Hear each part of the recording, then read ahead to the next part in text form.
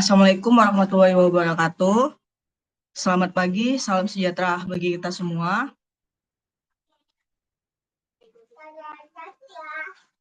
Yang terhormat dosen Farmasi Universitas Jambi, yang terhormat Ketua Ikatan Alumni Farmasi Universitas Jambi, yang terhormat Ketua Himpunan Mahasiswa Farmasi Universitas Jambi, yang terhormat rekan-rekan alumni Farmasi Universitas Jambi, serta adik-adik mahasiswa Farmasi Universitas Jambi yang saya banggakan. Puji syukur atas kehadiran Allah SWT, atas rahmat dan karunia-Nya, kita dapat berkumpul di acara Alumni Talks sekaligus pemilihan Ketua Ikatan Alumni Farmasi Universitas Jambi tahun 2025-2026. Pada hari ini, tanpa memperpanjang kata, mari kita buka acara ini dengan membaca basmalah. Bismillahirrahmanirrahim. Saya selaku MC pada hari ini, perkenalkan saya Kurnia Putri. Izinkan saya untuk membacakan susunan acara. Yang pertama, ada kata sambutan oleh Ketua Ikatan Alumni Farmasi Unja. Selanjutnya ada kata sambutan oleh jurusan Farmasi Unja. Selanjutnya kita akan masuk ke acara Alumni Talks dan dilanjutkan sesi foto, serta acara terakhir itu acara pemilihan Ketua Ikatan Alumni Farmasi Unja. Baiklah, kita mulai acara ini. Untuk yang pertama, kata sambutan oleh Ketua Ikatan Alumni Farmasi Unja kepada Amelia Soyata M.Pharm, dipersilakan. Ya, Assalamualaikum warahmatullahi wabarakatuh. Selamat pagi, salam sejahtera bagi kita semua.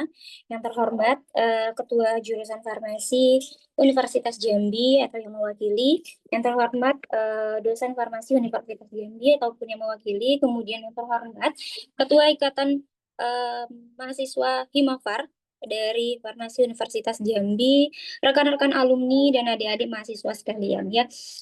Mungkin sebelumnya ada sebagian yang sudah kenal dengan saya, ada sebagian yang belum. Selamat bergabung Ibu Indri. Mohon izin Ibu. Ya, perkenalkan saya Amelia Soyata, alumni Farmasi angkatan 2014.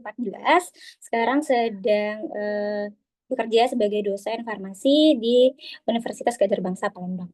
Baiklah, sebelumnya puji syukur kita panjatkan kehadiran Allah Subhanahu wa taala karena berkat limpahan rahmatnya lah pada hari ini kita dapat berkumpul walaupun secara online dalam kegiatan Alumni Talk.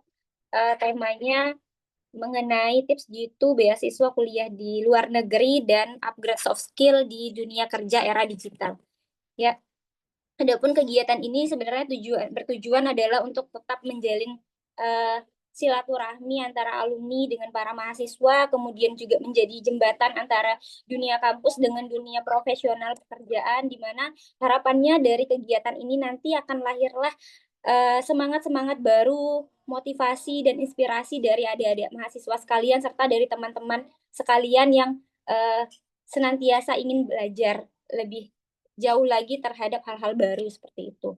Sehingga kita siap menghadapi persaingan di dunia kerja, di dunia era digital seperti sekarang ini. Baiklah, terima kasih banyak juga kepada semua pihak yang terlibat dalam kegiatan ini sehingga acara ini dapat dilaksanakan pada hari ini. Baik, mungkin itu saja sedikit kata dari saya. Saya tutup. Assalamualaikum warahmatullahi wabarakatuh. Saya kembalikan ke MC. Baik, terima kasih kepada Amelia Soyata. Selanjutnya ada kata sambutan oleh jurusan Farmasi Universitas Jambi, di mana yang disampaikan oleh Dr. Apoteker Indri Maharani S.Pharm MSc. Kepada Ibu, dipersilakan.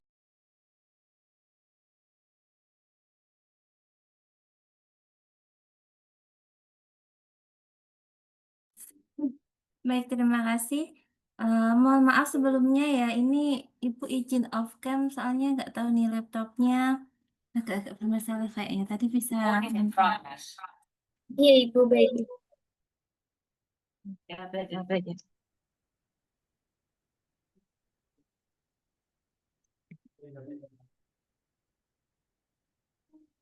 Baik, bismillahirrahmanirrahim. Assalamualaikum warahmatullahi wabarakatuh. Waalaikumsalam. Alhamdulillahirrahmanirrahim. Assalatu wassalamu ala Muhammadin wa ala alihi wa sahbihi ajma'in. Rabbi shrah li sadri wa yassir li amri wahlul 'uqdatam min lisani yafqahu qawli. Yang saya hormati Amelia Soyata selaku Ketua IKAPAR Farmasi India.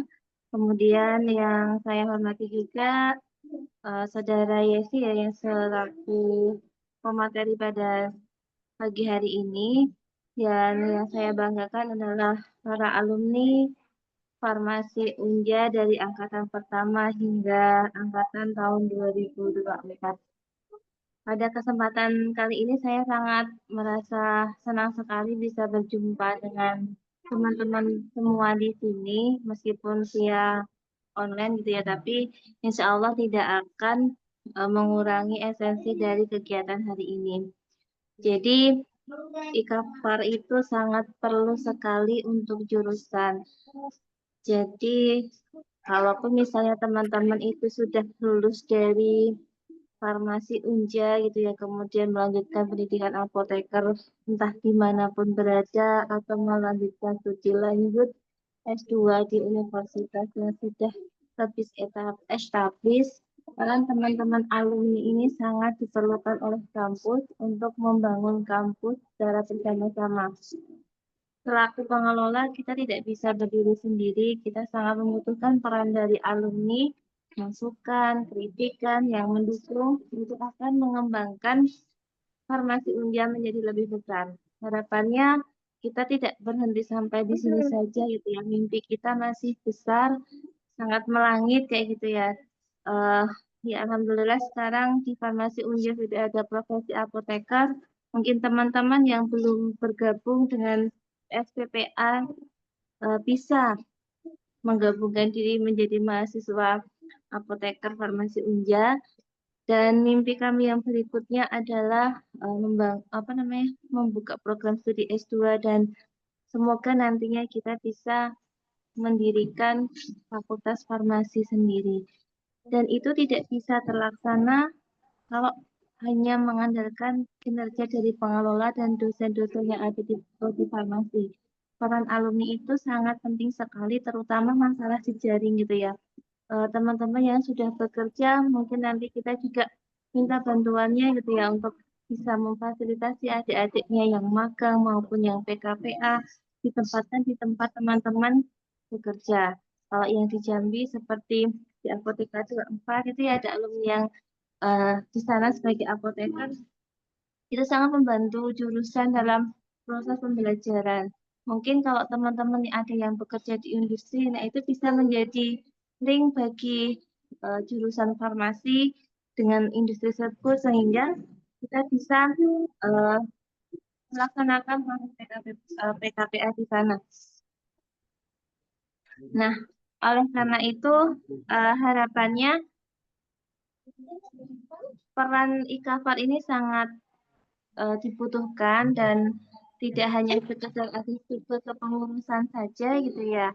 Nanti ada kegiatan-kegiatan yang terkhusus untuk alumni dan kita saling berkoordinasi dengan jurusan karena data-data alumni itu juga sangat dibutuhkan oleh jurusan. Mungkin kalau teman-teman setiap akhir semester pasti akan dikejar, tolong update data, tolong update data. Teman-teman sudah bekerja kah atau teman-teman studi lanjut atau berwirausaha. Data teman-teman itu sangat penting bagi kami untuk sebagai data akreditasi seperti itu ya. Sehingga mohon bantuannya juga untuk berkenan mengisi jejak alumni. Dan harapannya pada kesempatan kali ini selain sharing session dengan alumni yang alhamdulillah ya prestasinya sangat luar biasa gitu ya, bisa melanjutkan studi di luar negeri, semoga bisa memacu teman-teman semua untuk bisa lebih meningkatkan tingkat pendidikannya, bisa studi lanjut karena kan salah satu star farmasi itu kan long life learners seperti itu ya, sehingga harapannya kalau yang mau studi lanjut ke luar negeri peluangnya sangat besar sekali, apalagi generasi muda itu kan sangat tertantang gitu ya. Dan kemampuan bahasanya menurut Ibu juga pasti sangat lebih tinggi dibandingkan kita-kita yang sudah senior. Dan harapannya juga dari kegiatan ini nantinya bisa terpilih Ketua Ikapar Farmasi Unja yang baru, sehingga nanti kita bisa berkoordinasi dengan dekanat untuk membuatkan SK dan merancang secara bersama-sama antara pengurus Ikapar dengan jurusan. Sehingga nantinya bisa menghasilkan suatu kegiatan-kegiatan yang bermanfaat, baik itu untuk jurusan maupun untuk para alumni semua. Mungkin itu saja yang bisa Ibu sampaikan. Terima kasih setelah mengadakan kegiatan ini kepada pengurus IKAFAN. Semoga acara hari ini berjalan dengan sukses. Akhiri, wassalamualaikum warahmatullahi wabarakatuh. Waalaikumsalam warahmatullahi wabarakatuh. Terima kasih kepada Ibu Indri yang telah memberikan kata sambutan. Selanjutnya kita masuk ke sesi alumni talks, di mana pada yang pertama itu dengan tema tips jitu beasiswa kuliah luar negeri, yang akan disampaikan oleh narasumber Yesi Mustafa Espam, yang akan dimoderatorin oleh Apoteker Nurul Zikra Espam. Baiklah, dari untuk sesi selanjutnya ini akan saya serahkan kepada moderator, kepada Apoteker Nurul Zikra Espam. Dipersilakan.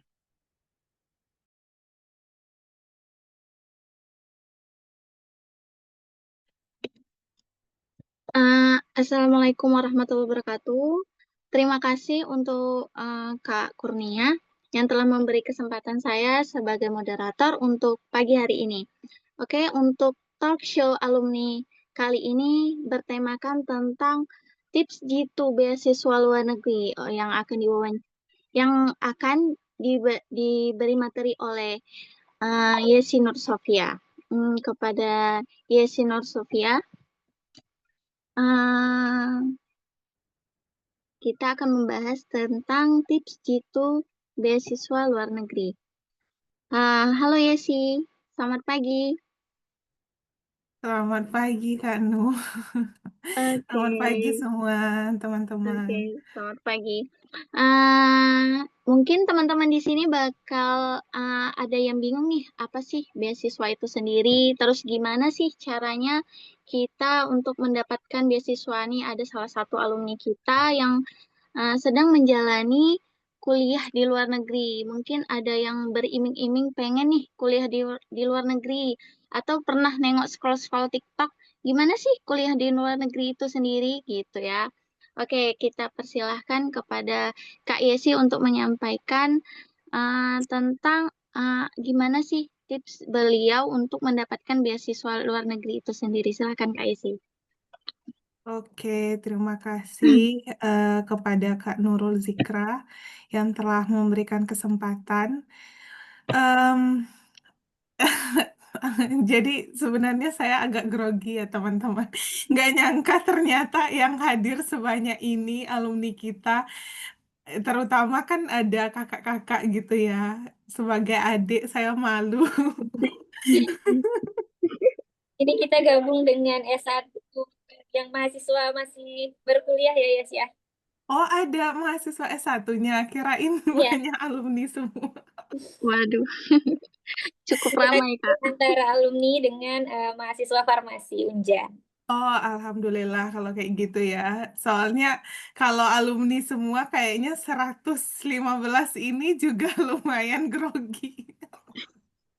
Terima kasih Kak Soya atas infonya. Jadi, alhamdulillah teman-teman, saat ini saya sedang melaksanakan sekolah, melaksanakan sekolah di Taipei Medical University dan alhamdulillah saya mendapatkan beasiswa yang sebentar, beasiswa internasional untuk mahasiswa internasional. Jadi, bentar kembali ke share screen.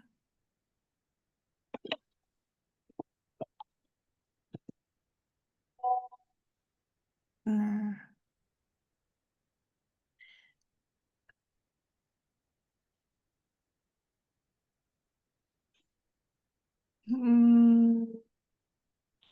kita mulai ya teman-teman. Jadi pada hari ini saya ingin mencoba, mungkin kalau untuk kakak-kakak dan teman-teman yang sudah sangat berpengalaman dalam hal ini, jadi anggap aja ya sih cuman cerita ya. Dan mungkin ya sih lebih fokuskan kepada adik-adik kita yang sedang S1 di sini yang ingin melanjutkan ke kuliah di luar negeri. Alhamdulillah ya sih diterima di Taipei Medical University, yaitu salah satu kampus swasta yang cukup populer, masuk ke top 10 di Taiwan.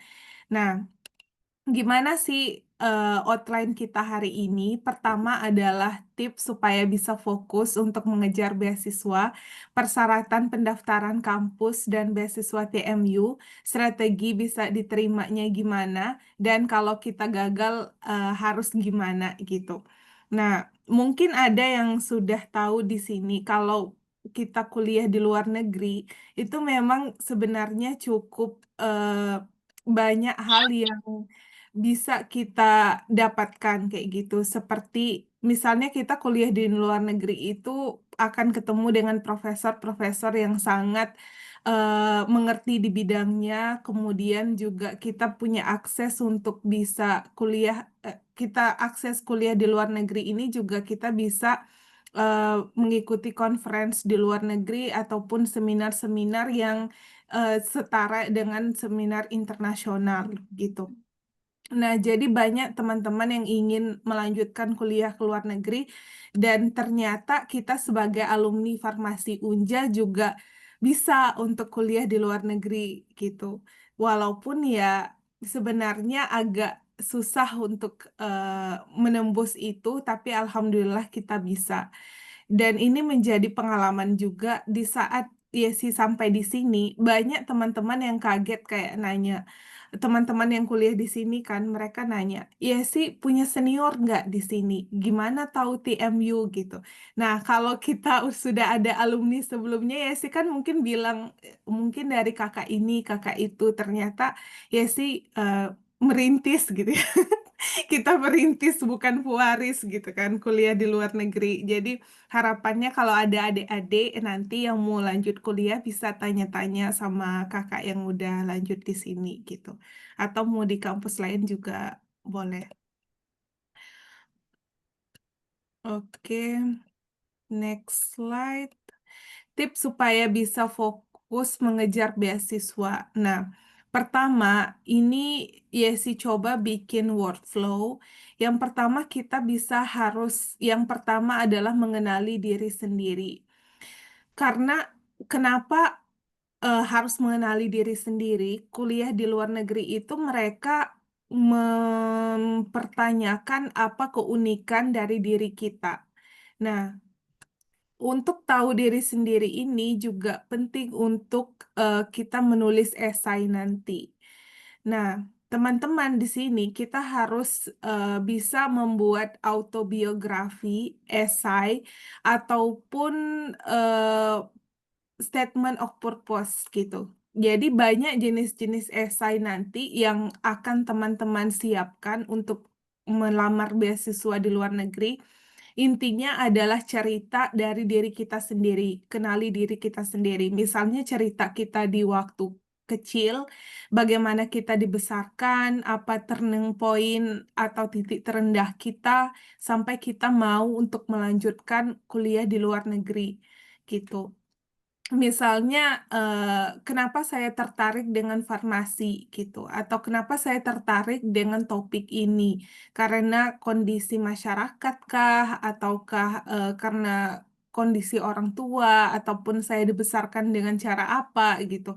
Jadi ada cerita keunikan tersendiri yang kita bawa, dan itu menjadi nilai ataupun hal yang diperhatikan di saat kita mendaftar beasiswa di luar negeri. Mungkin teman-teman juga banyak tahu kayak misalnya di Oxford, Harvard. Yang paling penting itu kan bagaimana kita membawakan cerita kita ke sini kayak gitu. Terus cari informasi sebanyak-banyaknya. Kemudian ya sebenarnya banyak sekali beasiswa di luar negeri sekarang yang sudah tersedia baik itu LPDP, Chevening, kemudian ada beasiswa lain kayak di Singapura ada beasiswa Singa, kemudian ya banyak sekali beasiswanya. Kita bisa cari informasi sebanyak-banyaknya mana yang paling relevan sama kita.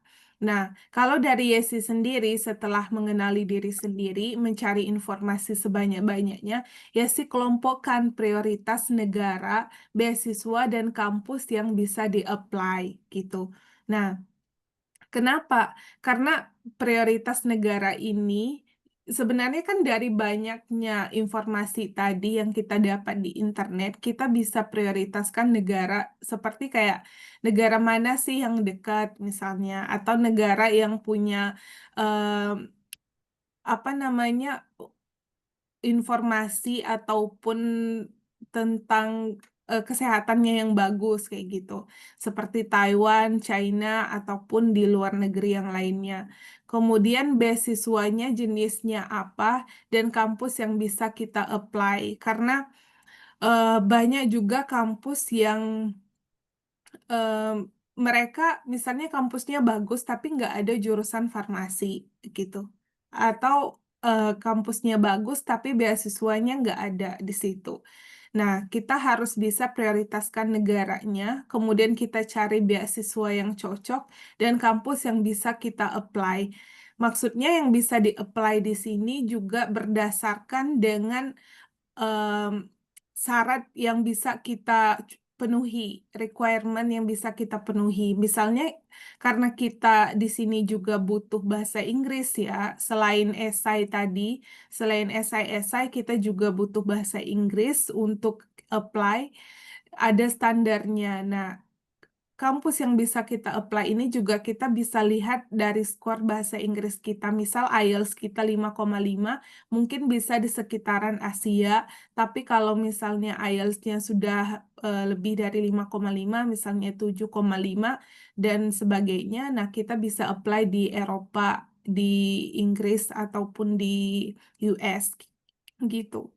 Nah, terus rangkum informasi yang lebih spesifik setelah kita dapatkan informasi dari sini untuk mempersiapkan dokumen. Nah, banyak dokumen yang perlu disiapkan seperti dokumen yang perlu dilegalisir, kemudian dokumen yang perlu diterjemahkan, dan mengikuti alur administrasi dokumen lainnya. Biasanya ini sudah diinformasikan lebih spesifik dari kampus yang tempat kita ingin mendaftar dan juga dari pengurusan visa di negara yang kita inginkan. Kalau di Taipei, di kampus Taipei Medical University, kita biasanya akan berurusan dengan bagian TETO atau bagian apa namanya, bagian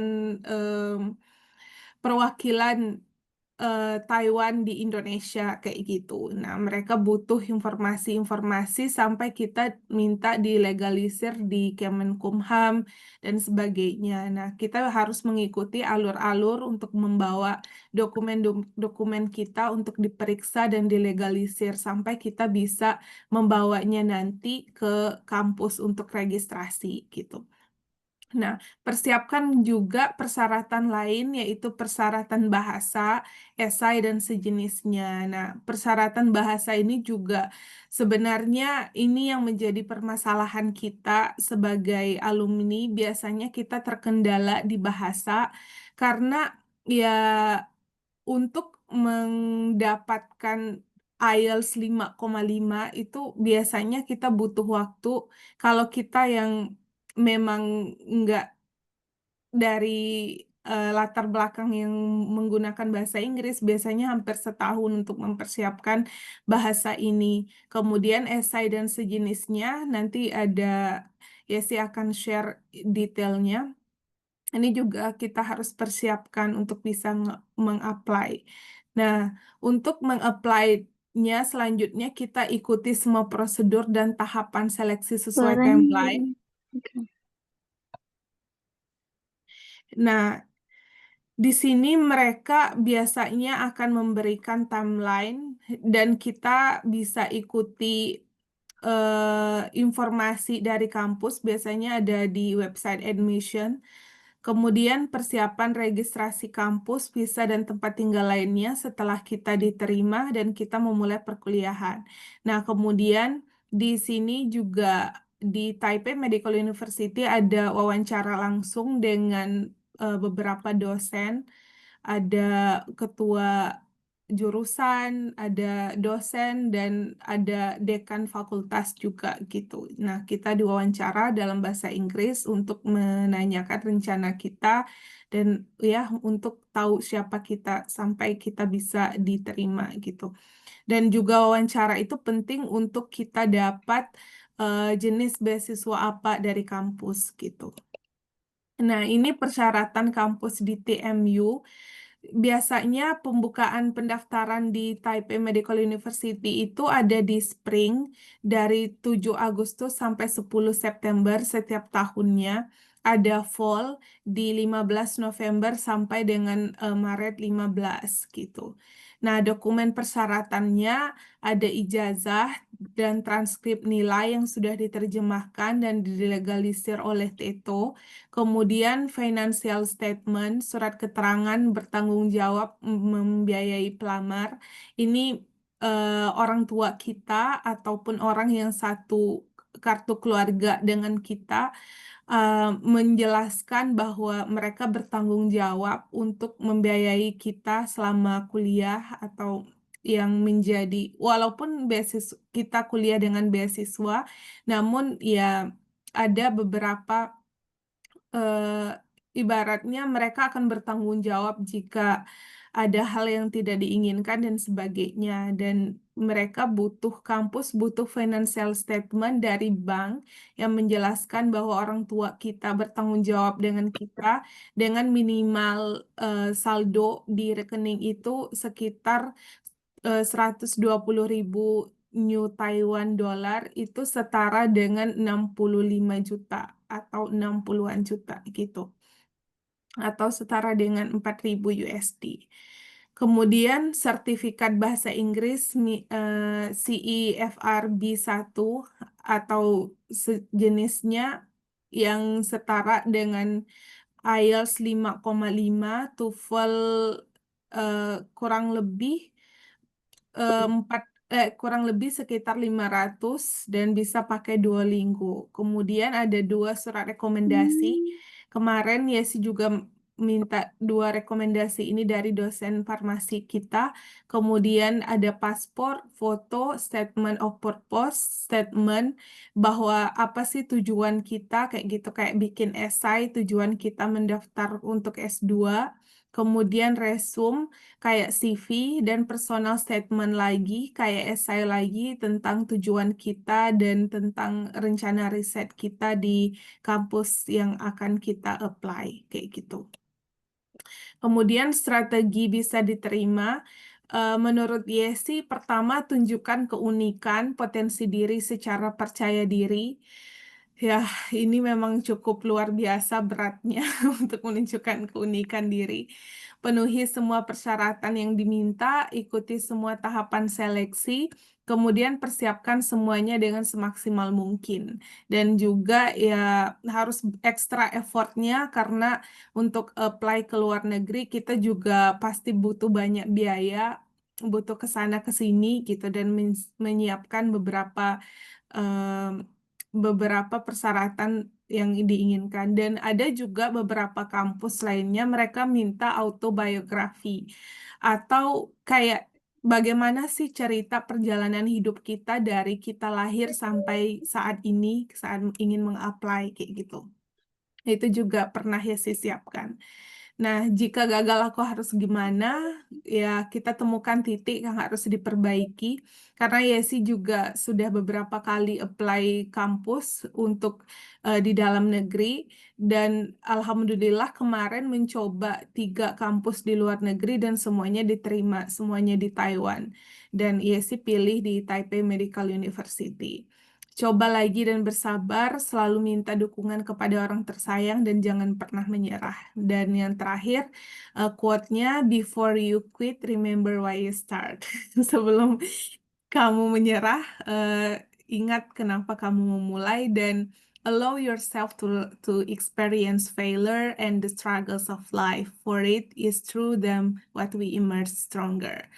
Jadi persilahkan diri kita untuk merasakan kegagalan dan kesusahan dalam hidup, karena dari situ membuat kita lebih kuat gitu.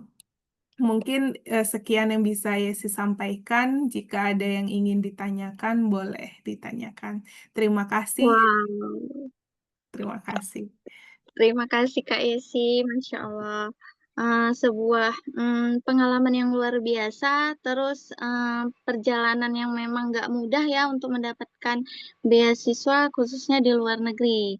Nah, untuk teman-teman atau adik-adik mahasiswa farmasi yang ingin nih mencoba atau pengen tahu nih menggali lebih dalam tentang beasiswa luar negeri bersama Kak Yesi. Boleh nih siapa yang ingin bertanya, chat. Boleh angkat buka kameranya, langsung ngomong ke Kak Yesi, perkenalkan nama dan angkatan berapa. Silahkan. Ada yang ingin bertanya, silahkan. Kayaknya Oke, kalau belum ada yang bertanya nih, saya dulu nih mau nanya, tertarik nih tentang beasiswa luar negeri. Nah, gimana sih Kak Yesi, cara kita nih sendiri, kita mau ikut beasiswa di luar negeri. Cara tahu peluangnya diterima dalam program beasiswa itu sendiri gimana? Karena dari Kak Yesi tadi yang saya dengar itu apply di banyak beasiswa, tapi mm-mm. kebetulan yang nyangkut 3 nih luar biasa banget. Bisa kita tepuk tangan tapi online dulu ya. Tapi luar biasa banget bisa dapat 3 lolosnya. Nah, peluangnya itu tahu ini bakal kemungkinan bisa itu lihatnya dari mana, Kak? Ini jujur ya, sebenarnya kampus di manapun tuh mereka butuh mahasiswa internasional. Oh. Iya, jujurnya ini ya bongkar-bongkaran. Sebenarnya kampus di luar negeri itu mereka butuh mahasiswa internasional dan kita tuh hanya perlu untuk mendapatkan kualifikasi. Kita cukup mencapai kualifikasi yang mereka butuhkan. Pasti akan diterima kayak gitu. Jadi misalnya mereka butuh IELTS minimal 5,5, terus kita udah bikin esai, kita syaratnya semuanya kayak kita udah legalisir dan sebagainya. Kita juga punya apa namanya tadi yang syarat di bank gitu kan yang minimal 70 juta Iya, itu kita untuk punya. Ya, uang simpanan ya. itu Mm-mm. mereka bakal nerima kita dan Yes, itu jadi setelah keterima itu dan tahu fakta itu dan mungkin adik-adik nanti tuh nggak harus takut kenapa misalnya kok orang bisa ya kuliah di Oxford, kok bisa di Harvard keterima, di Stanford diterima. Ternyata ya memang mereka butuh itu. Yang paling penting kita punya cerita unik tadi, kita punya potensi tadi, kita bisa memenuhi semua persyaratan dari mereka, ya mereka butuhkan kita kayak gitu. Oh, berarti itu yang ditunjukkan, itu yang ditonjolin buat untuk biar peluang kita untuk lolos di beasiswa yang kita pilih itu bisa kita dapetin gitu ya Kak ya. Iya, iya, iya. Oke. Satu lagi nih dari saya Kak. Bagaimana Iya. sih cara kita? Nih Kakak sendiri sudah lolos nih di beasiswa TMU. Mm-mm. Nah, cara ngelola di sana kan pasti ada apa ya? Culture kita dengan mereka itu tentu berbeda ya. Terus pasti kita perlu beradaptasi nih. Nah, untuk kakak sendiri yang udah lolos di sana, terus gimana sih awal-awal kakak mengatasi semua perbedaan itu? Boleh Kak dibantu? Wow. Sebenarnya kalau shock ya memang banyak banget shock culture yang dirasakan. Terutama sebagai mahasiswa internasional itu kita pastinya kaget dan kita nggak tahu gimana sih culture eh, di tempat itu. Ya mungkin Iya. kita kesampingkan culture di negara itu, misalnya kayak makanan itu udah pasti kita beda banget kan, kayak Mm-mm. makanan, bahasa dan sebagainya. Itu pasti udah beda. Nah, apalagi di bagian akademiknya. Mereka di awal ya sih itu kaget Ya sih ngerasa tuh kan sebagai mahasiswa kita akan dibimbing gitu. Ternyata Iya. mereka nggak gitu karakternya di sini. Jadi mereka itu pengen kita yang show up, pengen kita yang benar-benar ya udah apa yang mau aku lakukan, aku harus tunjukkan ke profesorku, aku harus kerjakan ini terus aku tunjukkan, aku harus memberikan suatu hal yang baru ke profesorku, aku harus mengajarkan profesorku. Itu baru dianggap sebagai kita aktif.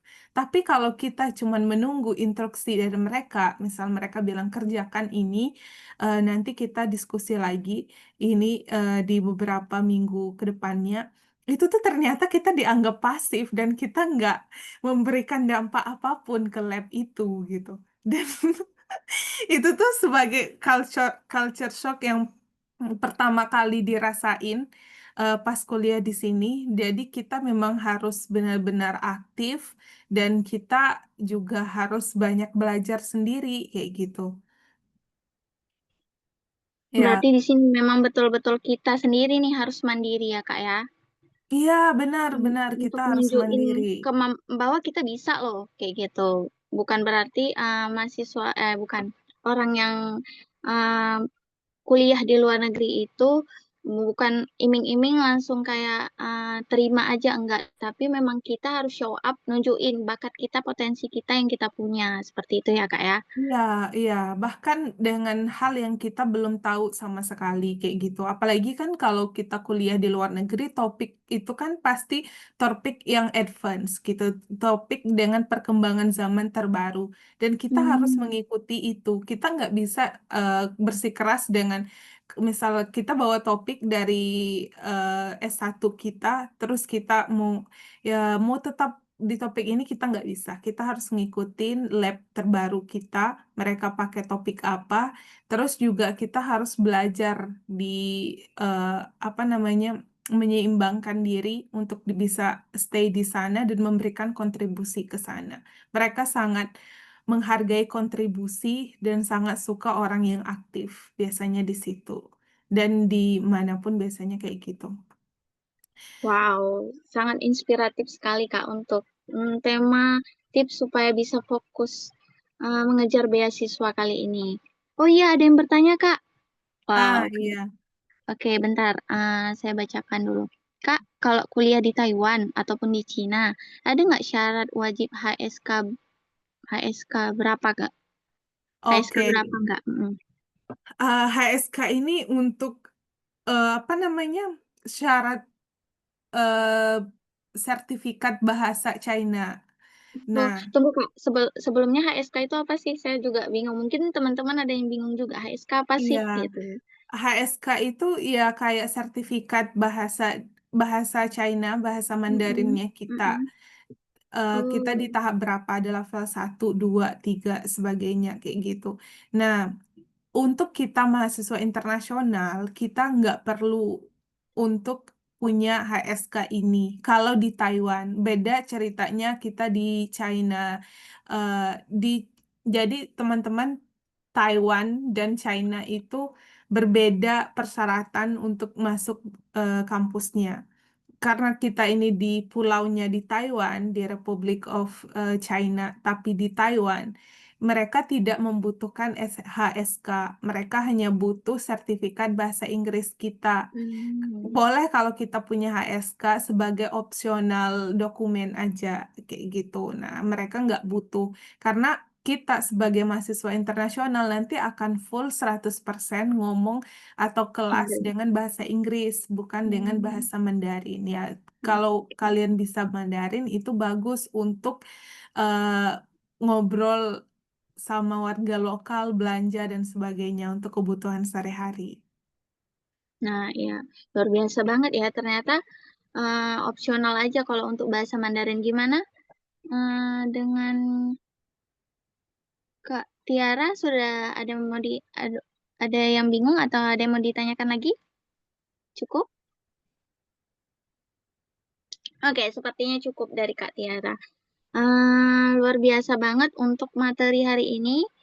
Jadi, oke, ada lagi yang mau ditanyakan dari adik-adik farmasi? Mana tahu kan, pengen ngambil beasiswa ke luar negeri. Boleh nih Kak, nanti spill nomornya kali ya, nomor atau sosial medianya biar adik-adiknya tahu nih mau hubungin siapa gitu. Oke. Ini ikuti Instagram aja ya, Oke, Alhamdulillah. Instagramnya apa namanya Kak? @Yesinur Sofia ada di kolom Ada di kolom chat. chat itu siapa Iya, teman adik-adik mahasiswa farmasi nih pengen ikut tahu nih tentang Kak Yesi kan. Nih kita ada alumni kita yang dari luar negeri, Yesi Nur Sofia. Bisa nih langsung di add, langsung tanya-tanya. Misalnya nggak berani nih nanya. Sebenarnya kalau ada dibuat talk show kayak gini, lebih enak nih teman-teman atau adik-adik itu untuk bertanya, lebih leluasa seperti itu. Ada yang hal yang nggak tahu, jadi bisa bertanya. Oke. Ah, Oke, Kak Soya mau nanya nih, Yes. oh iya, apa? silakan. Apa nih? Apa nih Kak saya? Oke ya, yes. Jadi izin perkenalkan, saya Melia Oke. Soyata. Saya mungkin mau nanya ya, yes, beberapa ini kan karena audiens kita kebanyakan adalah adik-adik mahasiswa yang sedang S1, mungkin untuk tahapan kuliah lebih lanjut, mungkin kayak masih terlalu jauh nih buat S2, kayak gitu kan misalnya. Atau ada nggak sih informasi mengenai summer school di Taipei Medical University? Karena ada beberapa informasi yang saya dapat, kayak ada beberapa teman dari universitas lain yang kayak ada mahasiswanya itu yang dapat summer school di Taipei Medical University gitu. Ada nggak informasi yang atau kayak student exchange ya kayak gitu ya, mungkin di masa-masa S1 sekarang nih yang nanti di semester berapa gitu. Oh iya ya. Ya bisa, ya, maksudnya gitu keren. ngambil mata kuliah di sana, summer school di sana, atau ada pertukaran pelajar seperti itu yang adik-adik dari farmasi Unja mungkin bisa apply gitu. Ada nggak mungkin informasi terkait itu? Kemudian pertanyaan lagi yang kedua, boleh nggak sedikit bongkar-bongkaran terkait dengan beasiswa yang diterima? Kira-kira itu mencangkup apa sih? Mungkin kan kita pengen dapat gambaran mungkin ya, kira-kira apa sih yang ditanggung, kemudian apakah riset juga ditanggung full atau bagaimana. Dan kemudian pertanyaan yang ketiga lagi, setelah misalnya mendapatkan beasiswa, apakah ada kewajiban mengabdi, entah itu di Indonesia atau pengabdian di negara di sana. Seperti itu mungkin. Terima kasih. Oke. Silakan Kak Yesi nih. Pertanyaan Oke, dari terima saya. kasih Kak Soya atas pertanyaannya. Jadi yang pertama ada banget summer school ataupun internship yang bisa teman-teman farmasi ikuti. Nah, sekayaknya pernah Yesi share sekali di grup, tapi nanti kalau ada informasi lagi Yesi akan share di grup alumni dan mungkin akan share ke adik-adik ya, ke lewat ketua Himafar dan sebagainya. Karena dari kampus-kampus lain biasanya mungkin karena mereka sudah memiliki MOU dan sebagainya. Jadi ada kampus-kampus khusus yang mereka udah selalu ada setiap semesternya kayak gitu. Nah, kita belum dan mungkin ya pasti bisa juga Unja suatu hari nanti bisa kerja sama TMU kayak gitu karena kita kampus kesehatan. Seperti kayak biasanya kemarin itu juga ada beasiswa dari pemerintah di program Kampus Merdeka ya. Mereka tuh punya program, jadi ada anak yang dari Unsri, kemudian dari Unpad dan sebagainya. Mereka itu banyak masuk ke sini gitu. Nah, nanti kalau ada informasi lagi ya saya akan kabari. Terus pertanyaan kedua, untuk yang ditanggung dari beasiswa Taipei Medical University ini mereka nanggung uang bulanan kita sebanyak 12.000 NTD atau setara dengan 6 juta lebih. Kemudian mereka juga menanggung SPP kita atau uang kuliah UKT, kita nggak perlu bayar UKT. Dan untuk penelitian kita nggak ada mengeluarkan uang sama sekali karena itu biasanya dibiayai sama lab atau dari profesor atau advisor kita kayak gitu. Nah, selebihnya itu kita tanggung sendiri seperti biaya untuk pesawat kayak gitu. Kalau mau pulang atau mau berangkat kayak gitu. Terus juga ya selebihnya eh, tidak semewah LPDP dan sebagainya ya. Karena yaitu yang ketiga kita bebas, kita nggak harus pulang, misalnya kayak gitu. Kita nggak harus mengabdi di sini atau kerja minimal 2 tahun di Taiwan dan sebagainya, nggak. Jadi kita bebas untuk melanjutkan perjalanan kita mau kemana setelah ini, kayak gitu. Mungkin begitu Oke. jawabannya, Kak Nu. Oke, gimana Kak Soya? Sudah terjawab? Ya, baik, udah terjawab. Terima kasih. Oke, alhamdulillah. Ada Bu Bu Yuliawanti. Yuliana Sabinanti untuk koperasi ya. Ya Allah. Kayaknya Baik Kak Bu, insya Kak Allah Soya mengabdi untuk negeri, tapi bisa dari mana saja kan Bu? Wah, alhamdulillah berarti kalau dari beasiswa TMU itu bisa mengabdi untuk negeri, bisa balik pulang kita ya, nggak harus di negara kita di mana kuliah gitu ya Kak ya. Iya, boleh mengabdi dari mana saja begitu. Oke. Berarti bisa kita pilih kayak gitu ya. Mm-mm, Oh, ada yang mm-mm. nanya lagi nih Kak Tiara. Oke, kita Ah, bacain dulu kata Kak Tiaranya.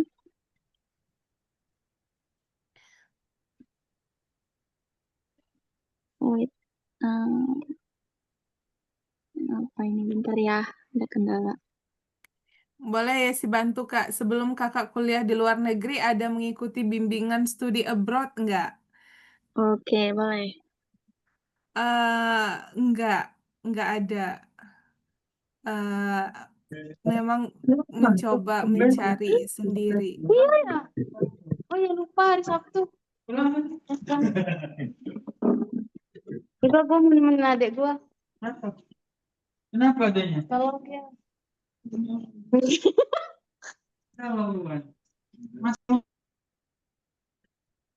Begitu Kak Nurul Zikra.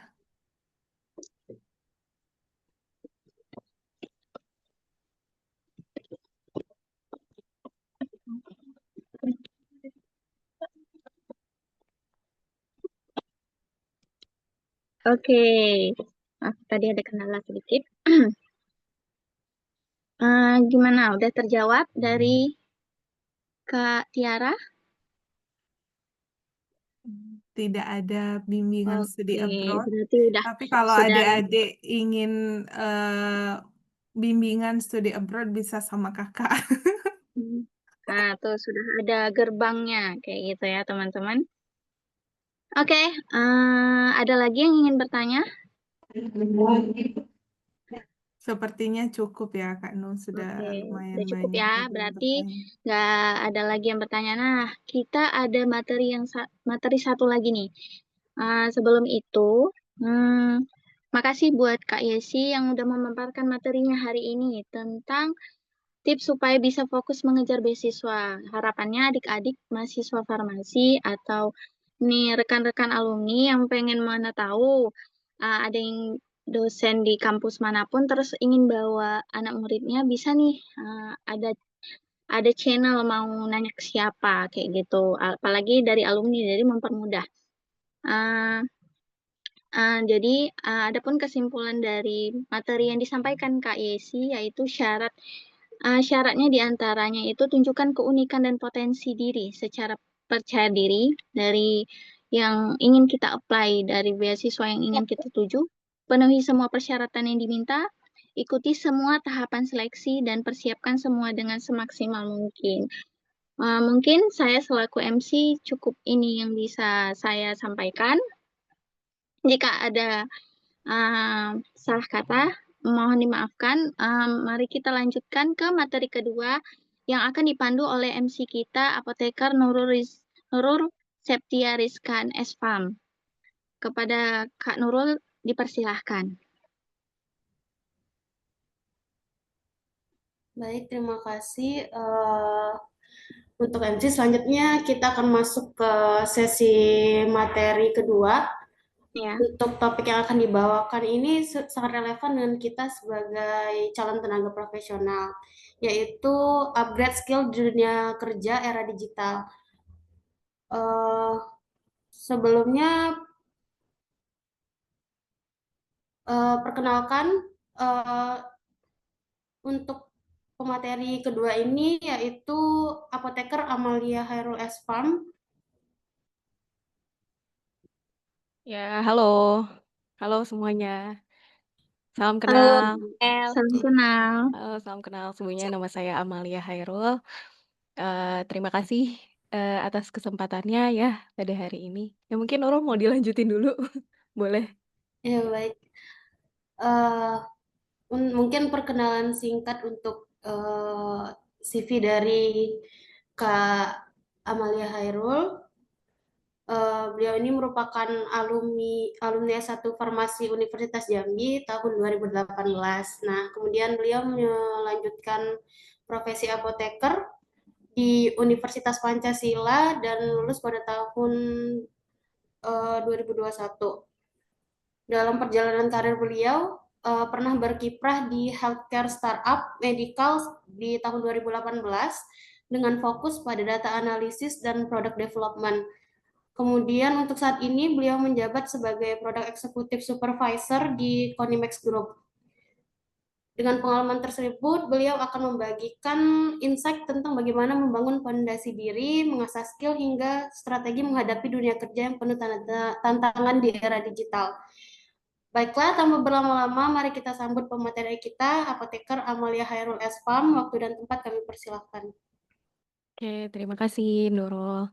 Sebelumnya lagi-lagi ya, saya berterima kasih juga atas kesempatan kali ini dan terima kasih juga kepada Bapak Ibu ya, baik staf pengajar dan dosen yang ada di sini, gitu. Oke, saya izin share screen terlebih dahulu.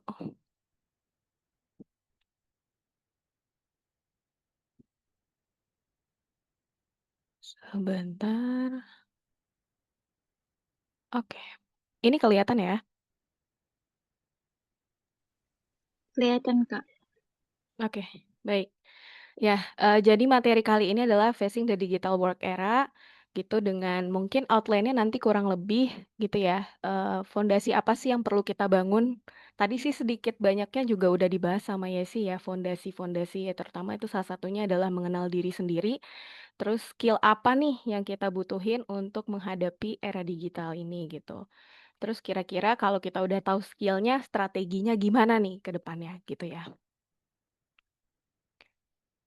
Oke, ini lebih ke pertanyaan aja sih, mungkin bisa sebelum kita masuk lebih dalam gitu ya.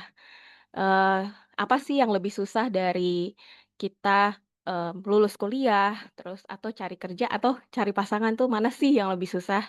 Tapi kalau saya kemarin waktu dari lulus S1 tuh bingung, aku mau kerja apa ya gitu, saya mau kerja apa ya, nah habis lulus ini gitu.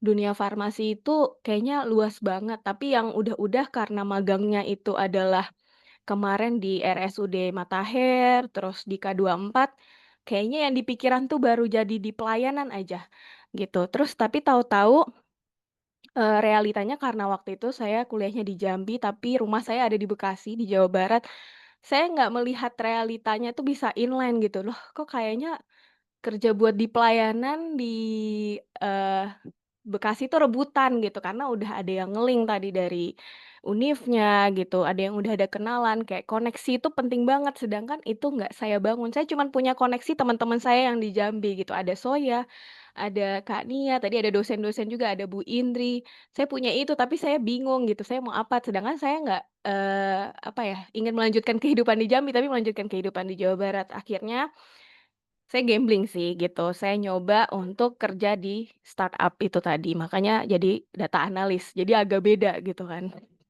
Nah, karena ya itu tadi, terjun di startup, terus saya jadi tahu, oh ternyata kita itu lagi ngalamin, semacam kayak tantangan tersendiri ya, ini salah satu data gitu ya, data yang menunjukkan bahwa oh, udah mulai nih ada tren-tren kalau ada kehilangan job, angka pengangguran apalagi kalau kita sekarang gitu ya. Mungkin teman-teman yang aware, yang udah aware gitu ya sama, informasi gitu ya terkait angka pengangguran yang tinggi. Nah, itu tuh udah mulai tinggi banget gitu kan angka itu. Jadi, kenapa sih menjadi challenging banget gitu. Makanya saya waktu pas mikir, aduh apa pekerjaan ini sesulit ini gitu kan. Nah, tapi ketika saya memahami nih, apa yang terjadi di Indonesia ini, jadi saya oh sekarang tuh orang harus nambahin skill gitu. Karena ya itu tadi, yang kehilangan jobnya itu adalah Ini mungkin saya perbesar dulu. Oke, mari. Jujur ini pengalaman pertama juga buat ngejelasin materi seperti ini.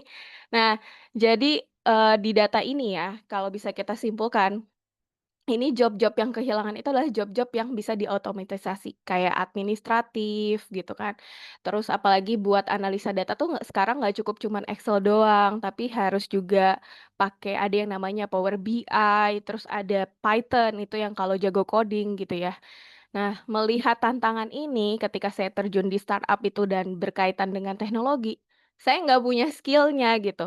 Tapi ya nggak berhenti sampai di situ, saya mau belajar gitu. Saya minta waktu itu owner startup-nya kebetulan dokter ya, dokter umum. Jadi, "Gimana nih Dok, saya lulusan farmasi tapi saya punya, semangat buat belajar nih," gitu kan. Terus akhirnya saya belajar data analis otodidak di situ. Nah, tapi tantangan yang tadi itu ya, tantangan yang, bahwa ada pekerjaan-pekerjaan yang hilang dan udah mulai terganti apalagi di sekarang tuh udah jadi diganti sama ada beberapa pekerjaan yang udah pakai AI ya. Kalau kayak buat di finance ada beberapa pekerjaan udah diganti sama AI juga gitu buat ngitung-ngitung, sudah terotomatisasi tapi juga ada nih potensinya kalau kita lihat dari, report ini ya, ini kebetulan reportnya dari McKinsey Company salah satu apa ya, dia tuh salah satu company sebagai konsultan untuk, perusahaan-perusahaan gitu ya, untuk mengetahui apa sih kondisi market yang ada di masing-masing negara gitu. Nah, ini dia suka bikin report nih si McKinsey ini. Nah, jadi ketika melihat potensi loss-nya juga lumayan banyak, tapi ternyata potensi untuk bertumbuhan akan job-job baru juga tinggi nih, gitu. Jadi di situ saya mikir, "Oh ya udah yang penting aku masih mau belajar terus, aku masih mau mencoba memperbaiki diri dan aku terima segala bentuk kekurangan itu, jadi yuk mari kita berkembang." Nah setelah itu juga, akhirnya dari sini juga, dari data ini, saya juga nggak pesimis gitu kan, karena ini kebetulan datanya, 2017 kalau nggak salah ini data yang saya ambil ya. Nah ini juga dari gambaran ini ya, bisa kelihatan bahwa ternyata lulusan S1 itu nanti ke depannya juga akan terus tinggi nih kebutuhannya gitu, kita bisa lihat di sini. Sebentar, perubahannya gitu. Jadi untuk S1, S2, dan S3 itu kebutuhannya sangat tinggi. Jadi memang sebenarnya ke depannya itu memang yang sangat dibutuhkan adalah pengetahuan, base knowledge ya tentunya, gitu, dan skill gitu. Walaupun sebenarnya kalau untuk ini kan gambaran tentang di Indonesia ya, tapi di Indonesia itu ini mungkin tantangan nanti buat ini mah data buat mungkin presiden dan sebagainya ya. Tapi kebutuhan, apa ya, kondisi pendidikan SMA dan SMK di Indonesia tuh juga tetap banyak, makanya tuntutannya tuh tinggi, nggak bisa tuh kita kalau lulus SMA udah gitu aja gitu, tetap kita harus upgrade skill gitu. Tapi karena di sini tentunya udah pada S1 juga dan bakal menjadi S1 ya, jadi don't worry gitu, kita insya Allah bisa survive gitu untuk mencari next kita mau menjadi apa, bisa tadi lanjut ke pendidikan S2 dan S3, bisa lebih spesifik lagi, keilmuan yang mau diambil gitu. Nah, karena ada perubahan ini ya, karena ini cukup signifikan ya. Berarti kan kalau dilihat pertumbuhan perubahan sampai 2030 itu berarti kan S1 dan S2 serta S3 ini juga sebagai salah satu syarat nih kita untuk tahu bahwa ternyata, teknologi dan zaman yang berkembang itu, membutuhkan itu, skill ini gitu, pendidikan ini gitu. Jadi makanya walaupun seperti ini, bentar,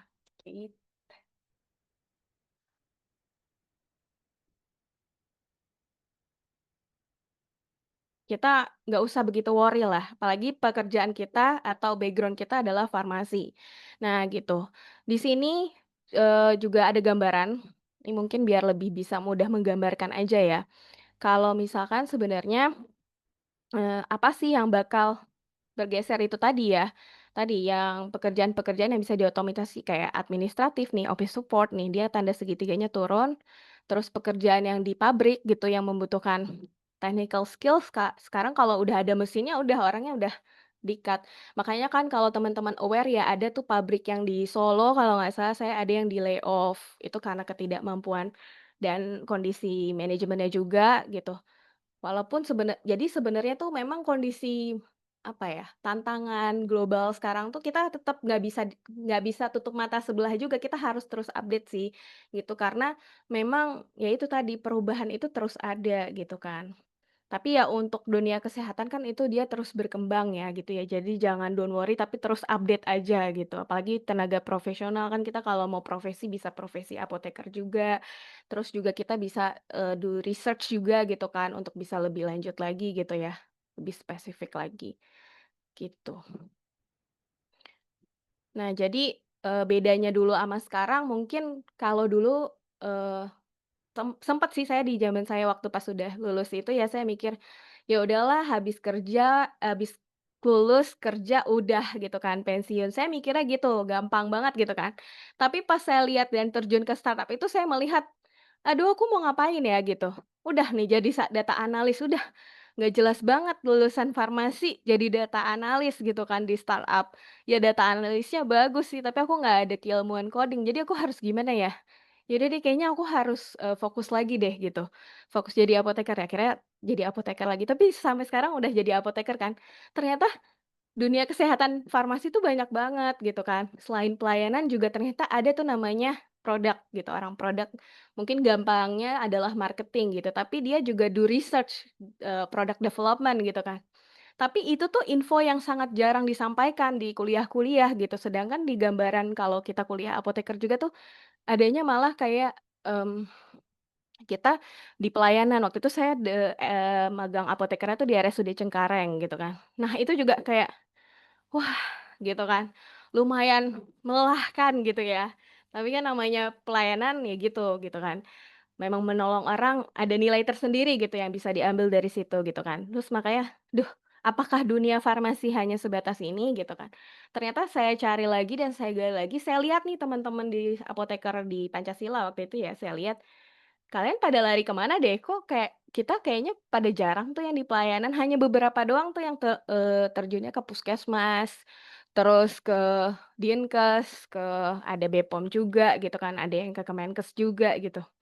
Terus pas sudah kayak gitu, mikir kayak gitu, terus sisanya pada kemana gitu kan. Terus pas saya cari-cari juga ternyata pada larinya ke itu, ke produk gitu kan. Makanya itu pekerjaan saya juga. Oh ternyata ada nih dunia yang masih, jarang banget didalemin sama orang gitu ya.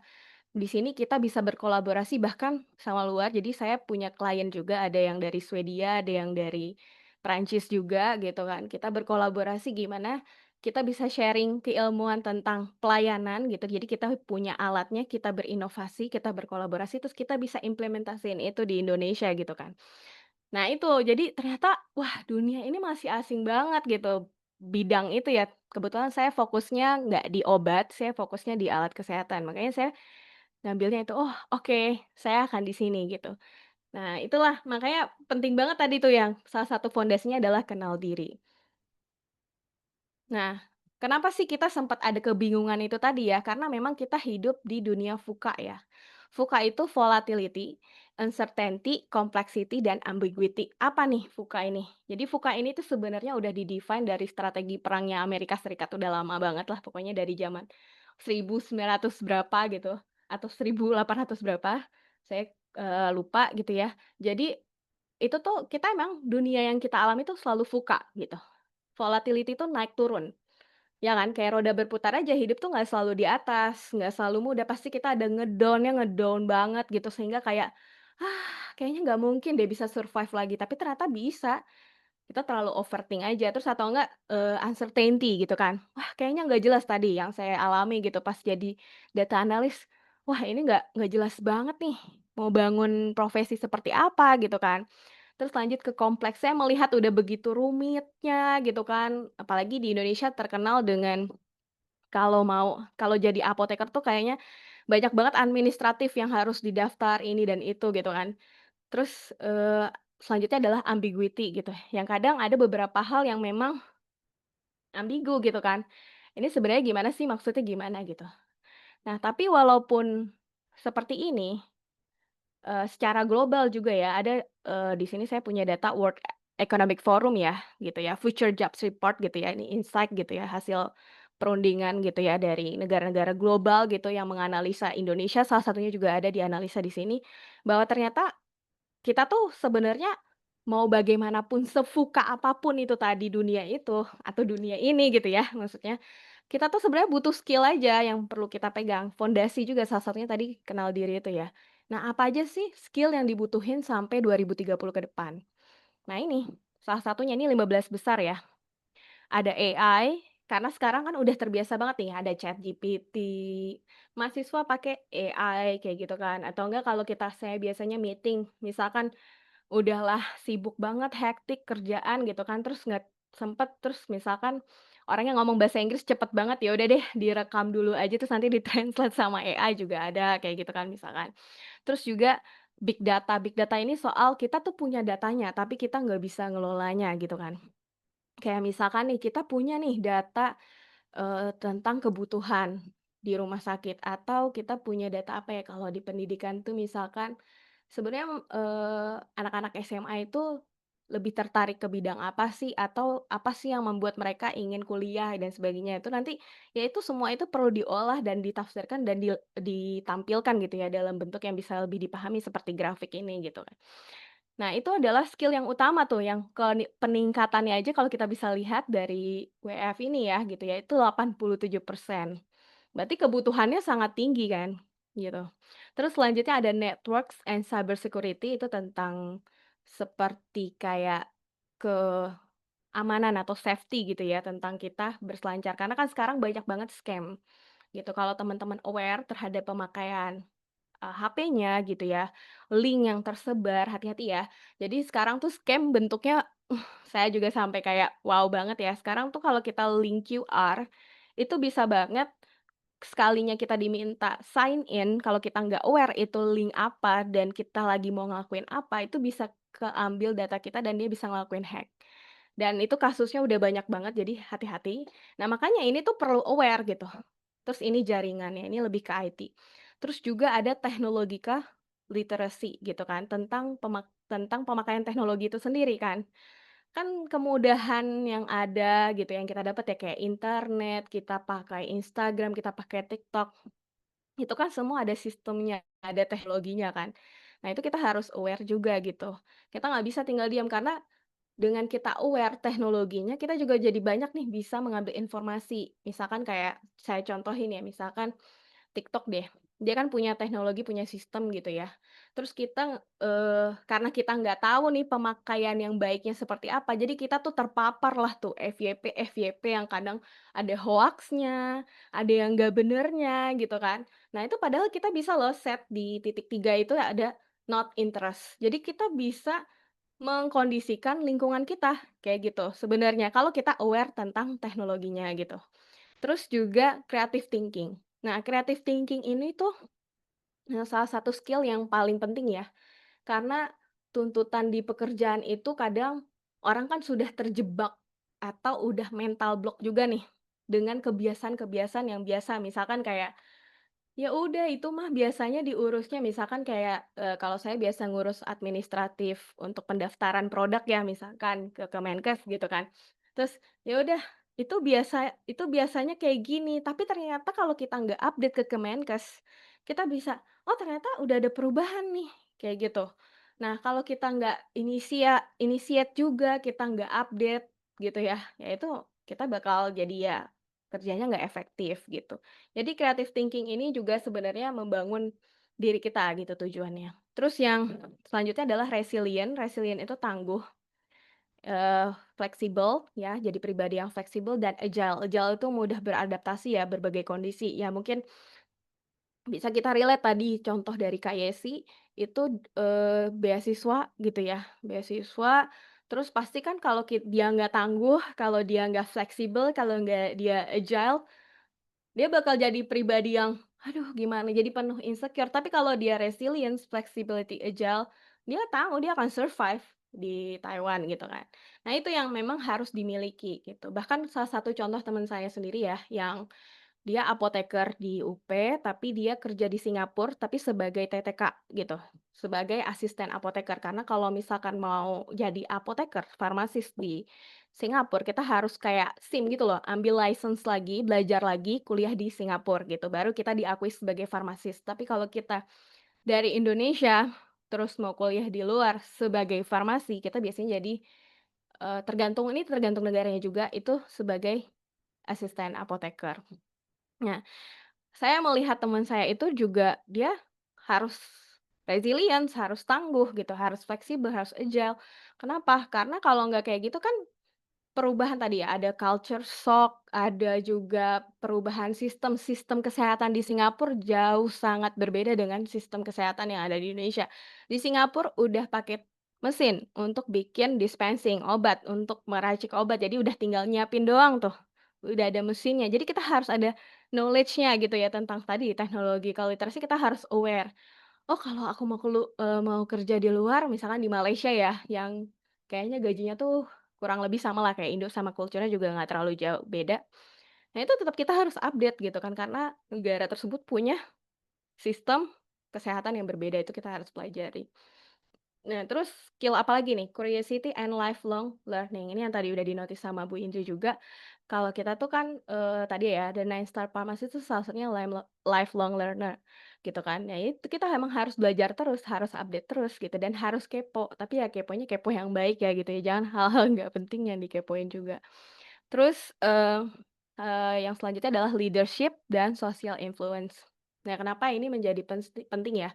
Saya pernah baca data 70-an% gitulah, leader yang ada di Indonesia, itu tidak bertindak sebagai leader. Jadi ini sebenarnya salah satu, apa ya, fenomena yang ya cukup ya sayang banget ya gitu. Makanya kalau nanti teman-teman di area gitu ya, kalau nanti atasannya gitu, misalnya ada yang bekerja tapi tidak sesuai atau tidak mencerminkan sikap leader, ya itu tandanya, berarti ya memang benar fakta itu, gitu. Nah, tapi kenapa sih kita harus punya karena kalau kita punya sikap leadership, kita akan memudahkan cara kita berkoordinasi, gitu. Kita pahami dulu nih kebutuhan tim kita apa. Misalkan waktu itu saya pernah yang di startup ini, saya ngebawahi call center kebetulan, 8 orang call center yang layanannya 24 jam untuk kesehatan panggilan dokter ke rumah. Jadi waktu itu saya bilang, kebetulan mereka SMK ya, jadi, bukan S1, jadi saya harus memahami cara berpikirnya SMK dan agar dia bisa bersinergi sama saya, kayak gitu kan, untuk bekerja, karena kita satu tim.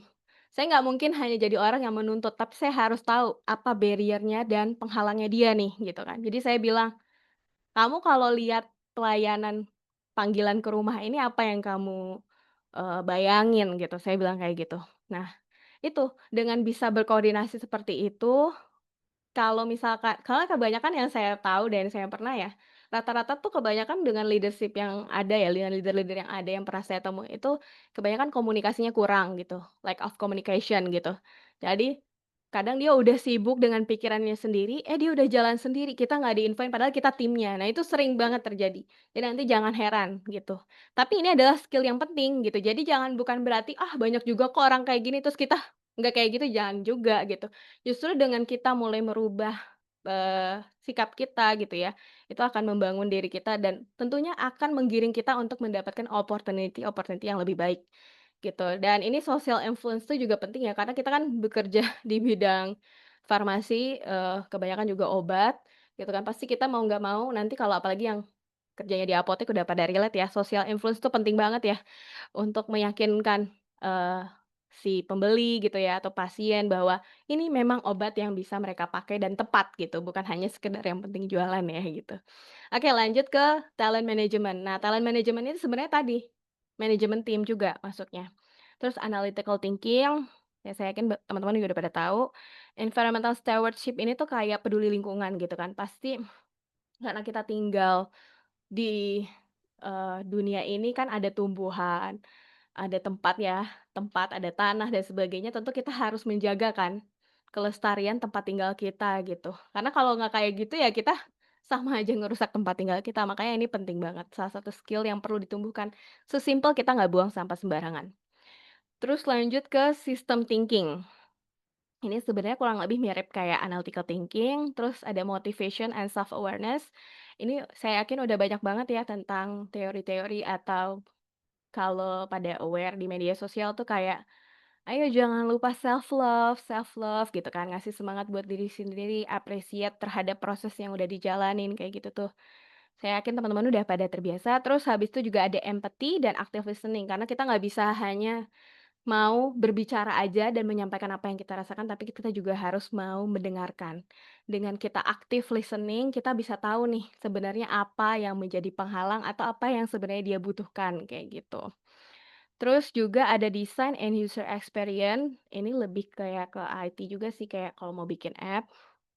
Sebenarnya bisa juga sih kalau pada kerja di bidang alkes, kebetulan saya di bidang alkes, itu kayak, misalkan saya mau bikin tubing NGT gitu ya, saya mau bikin tubing NGT tapi gimana caranya biar perawat itu mudah pakai tubing NGT. Nah itu salah satunya skill itu, gitu yang saya harus bisa ada di dalam diri saya. Terus selanjutnya adalah service orientation and customer service.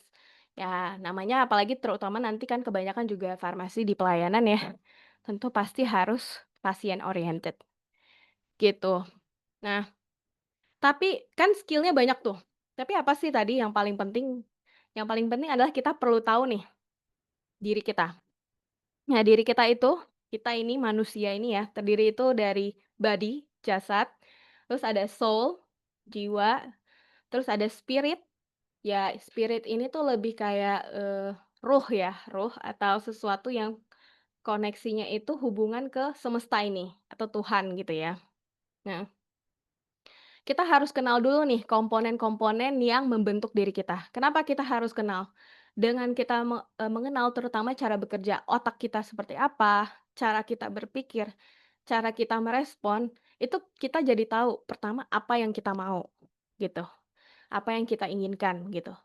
Karena kalau misalkan kita nggak paham ini, tapi kita hanya menuntut, itu nanti kadang jadi hanya sebuah miskomunikasi, jadinya apa yang kita inginkan sebenarnya, atau apa yang sebenarnya kita butuhkan tuh jadinya nggak tercapai. Nanti kita jadi pribadi yang gampang mudah mengeluh, mental block, terus jadi tidak bersyukur gitu. Tapi ketika kita memahami siapa kita dan siapa diri kita, sorry, itu akan memudahkan kita untuk bisa mengatur tadi strategi dan, apa yang mau kita capai, gitu. Nah, makanya penting banget kita perlu ngeset ini, body, mind, soul, and spirit gitu ya. Nah, jadi yang perlu di-set itu yang pertama body gitu. Kayak misalkan nih tubuh kita ini, dia ini fisik gitu ya, kita tuh mau survive misalkan kita, mau kehidupan yang let's say kita bisa dapat pekerjaan atau bisa kuliah dengan lancar. Nah, strategi apa nih yang perlu kita lakuin terhadap badan kita gitu? Misalkan kita harus olahraga minimal 3 minggu sekali atau nggak kuat deh 3 minggu sekali, kita set jadi seminggu sekali gitu, at least ada olahraga atau olahraganya ya udah sekedar kayak mungkin sit up ringan atau gerak-gerak pemanasan ringan. Nah itu yang perlu diketahui, tubuh kita ini ingin diperlakukan seperti apa gitu kan. Ini juga termasuk bagian dalam mengenal diri ya.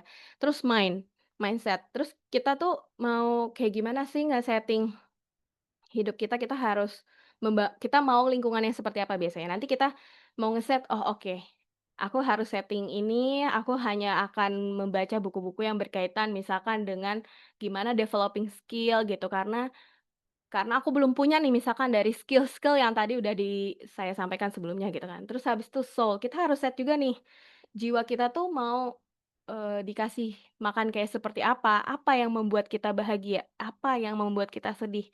Terus apa aja sih misalkan kita kan kadang kalau yang lagi in sekarang tuh ya tentang luka ya, "Aduh aku trauma," misalkan masa laluku nggak gitu bagus gitu kan, "Gimana ini emang aku masih bisa sukses kalau masa laluku nggak bagus?"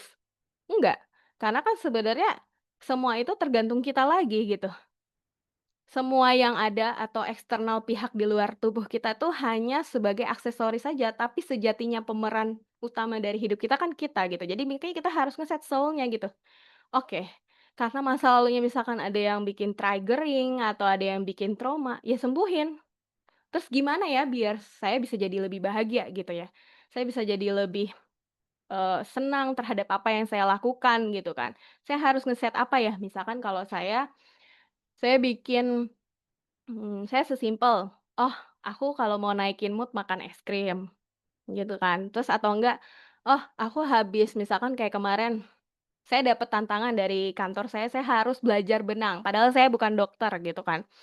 Terus ini gimana? Saya harus belajar benang, saya mau bikin benang, gimana ini?" Gitu kan. Terus di situ saya, "Oke, saya akan pelajari ini, saya akan ketemu dokter-dokter yang keren-keren itu walaupun saya jiper juga, nggak apa-apa, kalau salah paling nanti juga dibilangin sama dokternya," gitu kan. Oh, ya udah, nanti kalau saya berhasil melewati ini, saya harus appreciate. Nah itu, ketika kita memahami diri kita jadi tahu apa dan gimana cara kita nge-treat diri kita. Hidup itu akan challenging pasti, tapi ya kita harus ngesetnya itu jadi sesuatu yang menyenangkan, karena kita kan nggak bisa pilih-pilih hidup ya, pilih-pilih mau kayak gimana dan gimana, paling kita buat gitu, sehingga kita bisa mendapatkan apa yang kita inginkan. Terus juga spirit.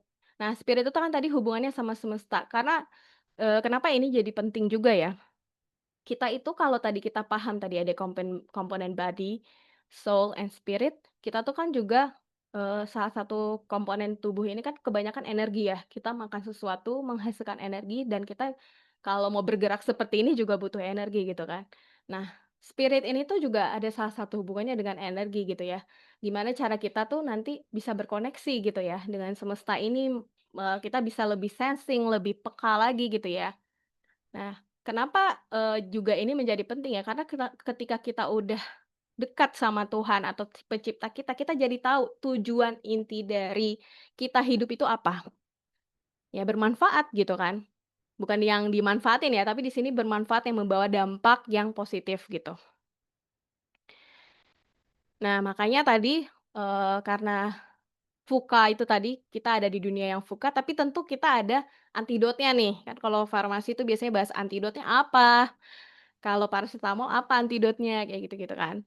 Nah, ini ada nih untuk VUCA yang kehidupan yang tadi naik turun, dinamis, tidak, tidak terprediksi gitu ya, terus kompleks juga, terus penuh dengan keambiguan, ada antidotnya, kita harus jelas. Makanya tadi paling penting fondasinya adalah kenali diri, gitu. Set body, mind, soul, and spirit kamu gitu kan. Dengan kayak gitu kamu bisa nentuin vision kamu ke depan mau kayak apa. Terus kamu jadi bisa tahu nih, apa yang kamu mau, dan kamu mau diperlakukan seperti apa, karena itu nanti akan menggiring atau menarik orang yang akan berkoneksi gitu ya dengan kita. Terus juga kita bisa jadi lebih jelas nih, oh aku setelah ini misalkan nih buat teman-teman yang masih kuliah ya, misalkan nih, oh aku semester ini, aku mau kerja di sini, jadi apa yang harus aku prepare, skill apa yang aku harus bangun, ditulis, dibikin step by step-nya. Kalau bisa tuh kayak di-journaling gitu ya, jadi tahu prosesnya gitu. Dengan begitu kita akan bisa lebih menghargai proses dan bukan hanya sekedar ingin mendapatkan hasil. Terus juga agile, kita juga harus bisa adaptasi gitu, bisa prepare juga jadinya dan kita bisa mudah menginterpretasikan nanti ke depannya mau akan seperti apa, kayak gitu sih. Jadi, nggak usah takut gitu ya, mau apapun misalkan ke-insecure-an yang terjadi, diterima aja insecure-nya, "Oh oke, saat ini aku belum punya skill itu, nggak apa-apa tapi aku mau belajar, it's okay," gitu ya, tinggal dipelajari gitu. Nah ini paling case study ya, gitu. Jadi ini ya, biar bisa lebih memudahkan aja sih untuk bikin framework ya, cara berpikir agar bisa mencapai sesuatu yang kita inginkan. Ini saya bikin case study-nya itu adalah, mahasiswa lulusan farmasi 2005 tidak punya skill, ingin sukses dan bisa berkarir misalkan di Jakarta gitu kan. Ya pertama definisikan dulu nih, apa yang menjadi target kamu gitu kan. Misalkan, kamu mau, kerja di Jakarta atau ternyata mau kerja di Malai, di Singapura, sekarang kan banyak banget ya di Aussie itu juga pada lari ke Aussie. Nah ya udah, mau jadi apa di sana gitu kan. Terus kebutuhannya seperti apa, dokumen apa aja tadi ya, salah satunya udah disampaikan juga, yang dibutuhkan di sana gitu, untuk survive di sana tuh gimana, skill apa. Nah, tapi kalau kemarin yang saya dapat pas saya tanya kebetulan teman saya tuh ada orang yang kuliah apoteker di Singapura, jadi saya nanya, "Jadi kalau mau kerja di Singapura gimana kok?" Gitu kan. "Oh ya udah kamu bahasa Inggris kamu dulu," gitu kan. Nah, bahasa Inggris kamu udah oke apa enggak gitu. Minimal bahasa Inggris kamu udah oke. Kalau udah oke bahasa Inggrisnya, terus kamu udah tahu nih tentang pelayanan kesehatan secara umum gitu. Jadi kamu bisa survive di sana kayak gitu. Nah itu tadi tadi kita harus definisikan dulu nih apa yang menjadi target. Misalnya kita tadi mau let's say kita mau, ke Singapura lah ya contohnya. Terus tadi mau jadi asisten apoteker, ya udah kita cari nih koneksinya kemana ya, ada channel-nya nggak ya gitu. Apoteker mana ya yang bisa saya tanyain atau ada channel ke sana gitu. Terus habis itu definisikan dirimu dan sinkronisasikan dengan target yang diinginkan. Nah, ini kita bisa analisis SWOT. Analisis SWOT itu tuh kayak strength, weakness. Jadi apa yang menjadi kekuatan diri kamu, apa yang menjadi kelemahan diri kamu, terus opportunity-nya seperti apa, terus challenging-nya seperti apa. Nah, dengan kita tahu kelemahan dan kelebihan kita tadi, terus kita tahu opportunity yang kita punya, biasanya kalau orang bilang privilege-nya ya, yang gampangnya gitu, jalur fast track-nya gitu ya, itu apa, terus juga, tantangan dan challenging-nya apa. Nah, itu dengan kayak gitu kita bisa jadi sinkron nih, penghalang-penghalang atau batasan-batasan yang mungkin akan bisa membuat kita jadi demotivate gitu. Karena kan biasanya kalau mimpi itu ya, kadang ya mimpi mah enak ya, gampang, tinggi gitu. Misalkan mau jadi, mmm, apa ya, kalau yang sekarang lagi banyak beredar tuh mungkin, mmm, mau jadi sukses sebagai konsultan gitu kan misalkan. Nah itu, buat sampai ke sana, misalkan lebih spesifik lagi, mau sukses menjadi konsultan di alat kesehatan dan obat, terus dengan gaji 3 digit misalkan, sampai sedetail itu gitu kan misalkan. Nah itu harus sampai ke sana tuh kayak gimana? Nah, itu kita harus banyak research sih gitu. Nah, tentunya salah satunya tadi analisa SWOT. Nah, ketika kita udah tahu nih barrier-barrier atau penghalang yang kita hadapi, kita bikin plan-nya, atur strateginya. Oke, aku sekarang mau, untuk nyampe jadi konsultan tuh ternyata aku harus S2. Oke, aku S2 dulu deh kayaknya, gitu kan. S2-nya apa? Apakah aku harus S2 yang berkaitan sama farmasi atau ngambil manajemen, bisnis analis gitu kan, MBA atau apa gitu kan. Nah, itu yang harus di-set.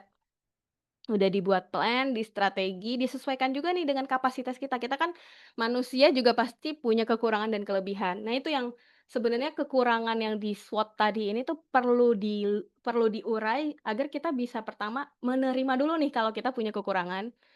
Nah, dengan kita punya kekurangan bukan berarti kita nggak punya kelebihan atau kita bukan orang yang nggak mau berusaha gitu kan. Dengan kita punya kekurangan itu tadi, kita jadi bisa tahu nih, oh kita mau sistem yang kayak gimana atau cara yang seperti apa untuk mencapai target itu tadi, gitu kan. Nah ini, saya saranin bangun dari hal-hal yang paling basic harus dipunya jika ingin mencapai target gitu. Karena kenapa harus dari yang basic ya, biar kita kokoh gitu membangun sesuatu. Misalkan kalau saya kemarin, eee, karena sempet ragu ya, tiba-tiba jadi data analis, terus apoteker, terus habis itu bingung mau apoteker di pelayanan tapi kayaknya nggak bisa relate gitu ya.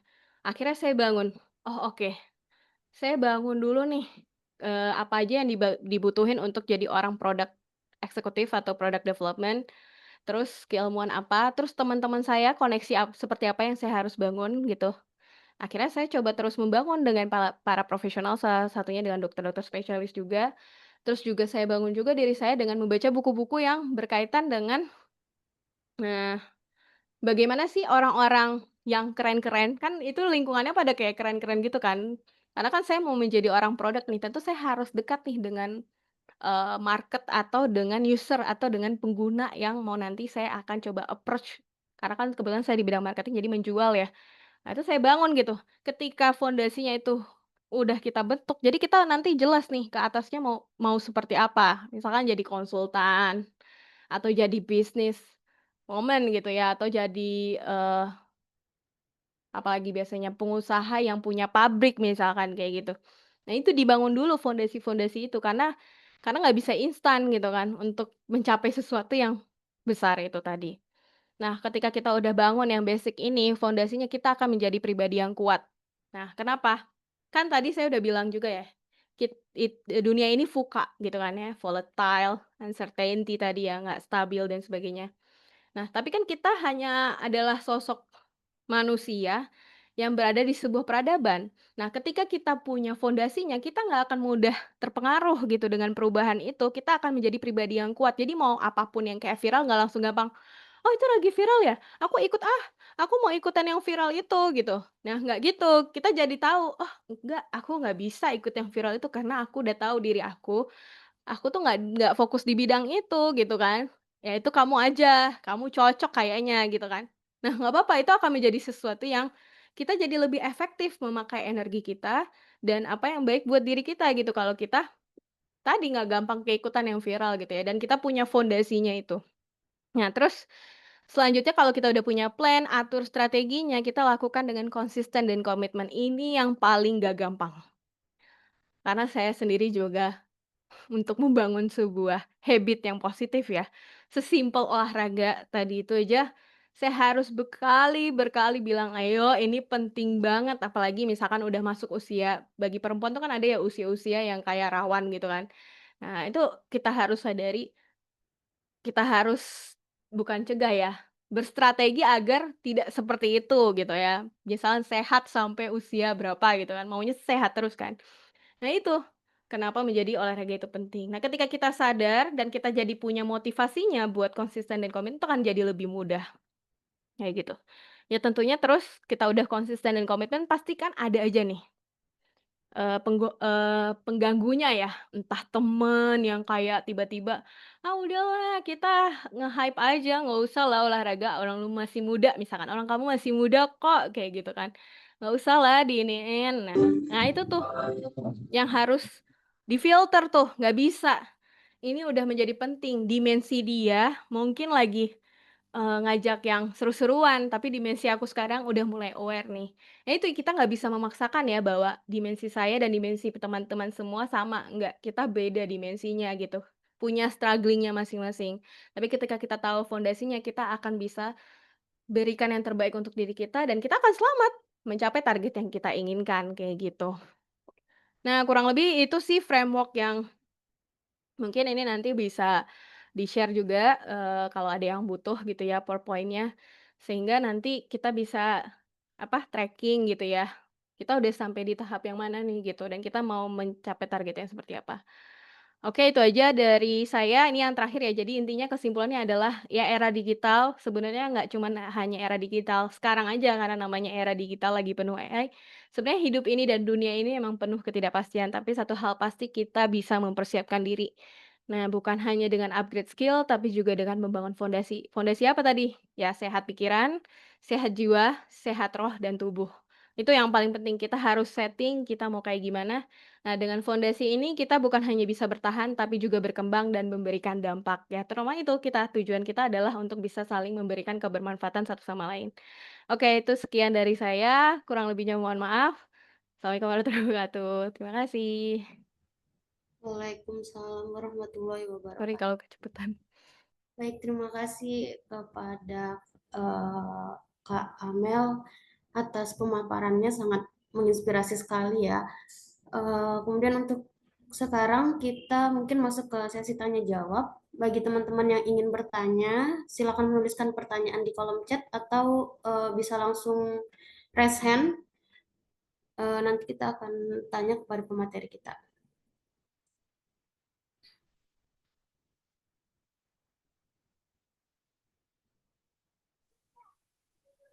Halo Amel.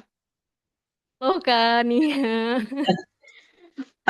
Mel, kakak mau nanya nih. Gimana tuh? Ya, mungkin juga, oh ya, sebelumnya salam kenal buat adik-adik mahasiswa. Saya Nia, angkatan kelulusan 2017, mungkin angkatan pertama. Nah, dari Amel tadi tuh cukup menginspirasi dan banyak memberitahu kita apa sih yang harus kita punya nih selain kita ya mungkin belajar aja gitu kan. Kalau buat adik-adik farmasi sekarang kan masih belum kebayang nih ceritanya.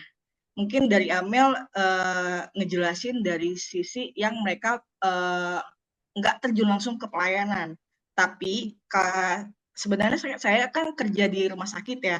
Nah, di rumah sakit itu sejujurnya dari data yang kita dapat di farmasi S1 itu sebenarnya kayaknya soft skill-ku kurang. Kecuali nih teman-teman atau adik-adik itu emang bertahan hanya sekedar ngeracik, nyiapin obat. Nah, ya udah nggak perlu kita soft skill gitu kan. Tapi yang namanya kita di dunia kerja itu kita butuh skill, nggak sekedar hanya ngeracik sama nyiapin obat doang.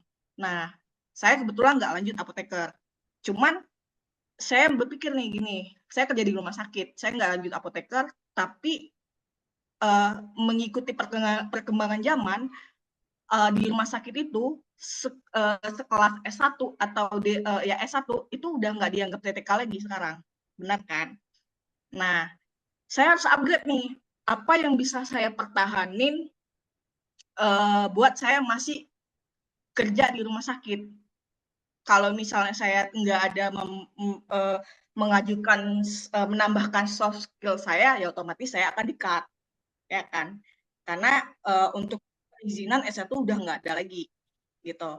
Nah, saya coba upgrade dari sisi misalnya di S1 saya lebih menjelaskan ke sisi membandingkan memberi inspirasi ke adik-adik nantinya, bahwa saya dari sisi S1 tuh juga bukan nggak bisa kerja di rumah sakit, gitu. Nah, dari situ saya menambah soft skill, saya mengikuti sertifikasi data analis. Itu sangat dibutuhkan di rumah sakit. Karena kita pemangku pemegang inventory jalan masuk keluarnya obat dan alkes. Nah, itu. Nah, ketika saya menaikkan soft skill, kan saya udah nggak di teknisi farmasi dong. Saya naik. Nah, itulah untuk menaikkan istilahnya kalau kita di lingkup kerja naik pangkat ya, apa ya, naik ya mungkin naik pangkat atau naik golongan. Nah, dari situ tuh. Nah, mungkin nanti adik-adik juga, oh aku walaupun aku nggak lanjut apoteker, aku harus punya skill lain loh. Nggak di dunia pelayanan aja, baik yang produk yang seperti dia ambil cerita ataupun di apotek pasti butuh.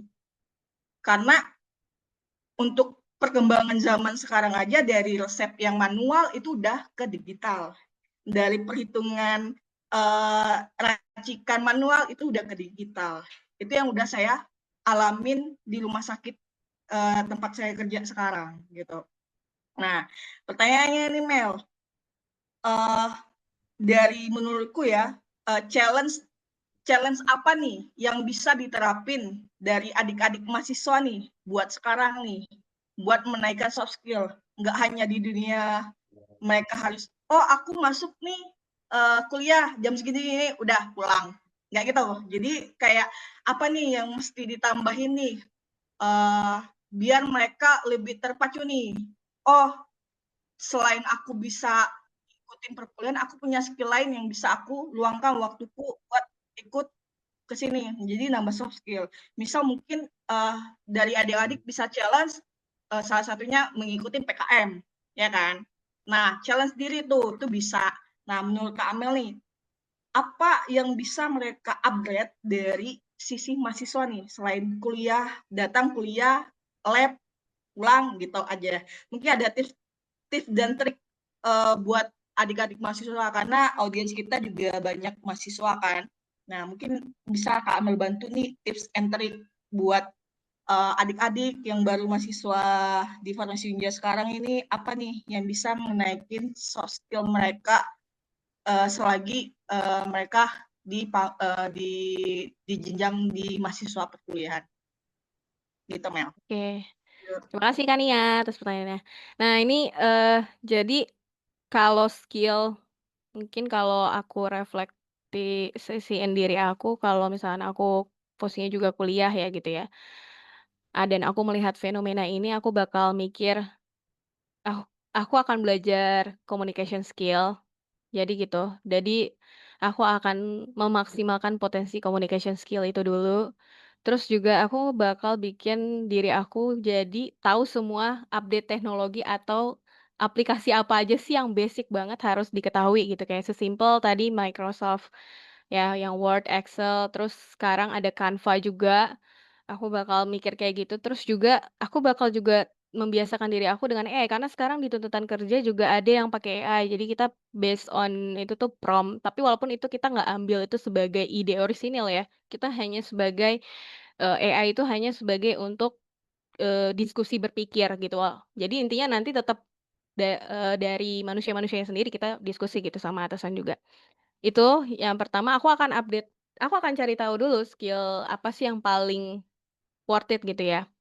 Terus kalau untuk terkait nanti misalkan dari S1, ya intinya apa yang udah diajarin di kuliah itu aku akan maksimalin dan aku akan cari ini pengembangannya seperti apa di dunia luar gitu. Misalkan tadi ngeracik. Nah, apakah orang ngeracik obat sekarang udah kayak gini? Tadi kan kalau kata Kania juga udah ada, atau enggak sistem penginputan data apakah kayak gini? Tadi kalau kata Kania juga udah ada update-nya tuh tentang penginputan data. Nah itu, jadi dari teori yang ada dikuliahin, coba dilihat pengembangannya di dunia luar udah seperti apa nih. Jadi jangan sampai kita hanya terkungkung sama pikiran kita nggak update gitu. Nah itu sih, tapi paling penting adalah communication skill karena dengan kita berkomunikasi kita bisa mengkomunikasikan apa yang kita mau, terutama ke dosen gitu kan. Aspirasi kita, pikiran kita, dan kita bisa jauh lebih aktif juga gitu ya, jadi mahasiswa yang aktif dan berperanlah seberperan mungkin gitu ya di kuliahan, karena dengan kayak gitu, itu juga bisa membangun portofolio kita ya gitu. Misalkan kita aktif apa aja boleh bebas, kita mau aktif misalkan, bukan OSIS ya, apa sih, BEM gitu ya, misalkan BEM di himpunan, terus juga, kita mau, lebih aktif lagi misalkan ada nih di kayak kemarin kalau waktu aku kuliah tuh ada kita join apoteker cilik ya kan ya waktu itu ya. Apoteker cilik, terus kita coba tes-tes, apa sih, tes tensi ya, nggak tahu lah itu bagi-bagi vitamin dan sebagainya. Itu, kenapa sih itu perlu dibangun ya, karena kita tuh harus ada juga punya skill itu tadi ya, cara berkomunikasi dan cara membangun relasi itu paling penting karena kita bukan manusia yang hidup sendirian. Kita makhluk sosial jadi kita harus tahu nih cara membangun. Walaupun sebenarnya kadang ya karena udah kebanyakan teori dan kebanyakan informasi zaman sekarang jadi bikin kadang kita, "Ah, males ah, terlalu banyak nih yang perlu kita reach out di dunia ini." Ya enggak gitu juga, kita harus filter gitu. Nah, jadi kita harus pilah-pilah lagi. Ya itu sih paling penting adalah communication skill, terus interpersonal skill ya, gimana cara kita berkomunikasi ke orang, membangun relasi dengan orang, itu yang paling penting. Bangunlah hubungan sebaik mungkin di zaman kuliah, karena itu penting banget menentukan kalian mau kemana nantinya gitu kan. Misalkan kayak tadi Kak Yesi, dia bisa jadinya kuliah ke luar negeri gitu kan. Atau bangunlah hubungan kalian dengan para alumni, jadinya misalkan kalau biasanya yang datang ke aku, "Kak, ada kerjaan nggak?" Itu sih biasanya kalau yang ke aku. Ada, aku kasih, join WA ini aja," ada. Itu sering banget sih anak Unja, pasti, "Kak, aku mau kerja di Jakarta." Ya nggak apa-apa, bangunlah, koneksi itu, dengan begitu, eee, kita jadi bisa permudah gitu kan, kita mau ngapain nantinya, kita mau, mencapai apa, kayak gitu sih. Itu sih Kak menurut, aku ya yang paling penting adalah membangun communication skill dan interpersonal skill, itu aja yang paling banyak dibangun, tapi bentuknya nanti bisa macam-macam kayak gitu. Cukup kan ya? Oh nih ada nih. Oh boleh kasih udah ya kan ya, udah ya nih? Bagaimana? Ya udah aku anggap udah ya kan ya. Nah ini aku Ini lanjut ada nih, pertanyaan. heeh, dari Feni Hairunisa ya, boleh kasih motivasi untuk adik-adik terutama mahasiswa baru farmasi, Kak Amel. Nah, motivasinya ya jangan berputus asa, teruslah berjuang, karena ada kami di sini untuk selalu mensupport kamu. Ya, enggak. Ya, pada intinya kalian jangan pernah ngerasa sendiri ya, atau insecure atau apa-apa, nanya aja gitu ya. Nanya aja terus sebanyak mungkin dan jangan pernah itu menjadi batasan, "Ah, aku malu ah nanya ini, nanya Kak Soya, nanya Kak Nia." Itu dipangkas tuh, yang mental block tuh dipangkas tuh. Gitu kan, barier-barier yang bikin kita jadinya nggak bertumbuh dan berkembang tuh kalau bisa jangan dibanyakin. Banyakin ke hal-hal yang kayak kita bisa berkembang gitu. Aku punya quote kemarin aku dapat dari salah satu anak UMS ya, UMS tuh Muhammadiyah ya. Nah iya, dia apoteker juga di kantor aku, dia bilang, kan aku bilang, "Aku tuh insecure banget, aku tuh ngerasa aku punya banyak potensi tapi aku takut." Terus dia bilang, "Oh kalau dan sedangkan aku ngelihat dia anak Gen Z yang selalu aktif gitu ya, kayak energinya nggak habis-habis, terus aku mikir kayak gini, "Terus kalau kamu motivasinya apa?" "Oh kalau aku nggak pernah takut untuk terus berjuang," gitu ya. Kenapa gitu? Kenapa kok kamu bisa sepede itu? Emang aku siapa? Kenapa aku harus takut? Justru karena aku bukan siapa-siapa, jadi aku harus memaksimalkan potensi aku. Lagian kalau misalkan aku berusaha terus aku gagal, aku tetap masih di posisi yang sama kan, bukan posisi yang ngedown, gitu. Jadi kenapa harus takut untuk mencoba atau memulai sesuatu yang baru gitu. Terus pas aku pikir-pikir, oh iya juga ya. Emang nggak penting nih insecure-insecure yang negatif ini harus dibuang-buang sih gitu. Jadi kita teruslah bangun dan bentuklah lingkungan ke arah yang baik sih, itu sih. Itu ya Kak Ica, udah cukup ya itu? Udah motivasi belum itu? Gitu. Oke, ada lagi?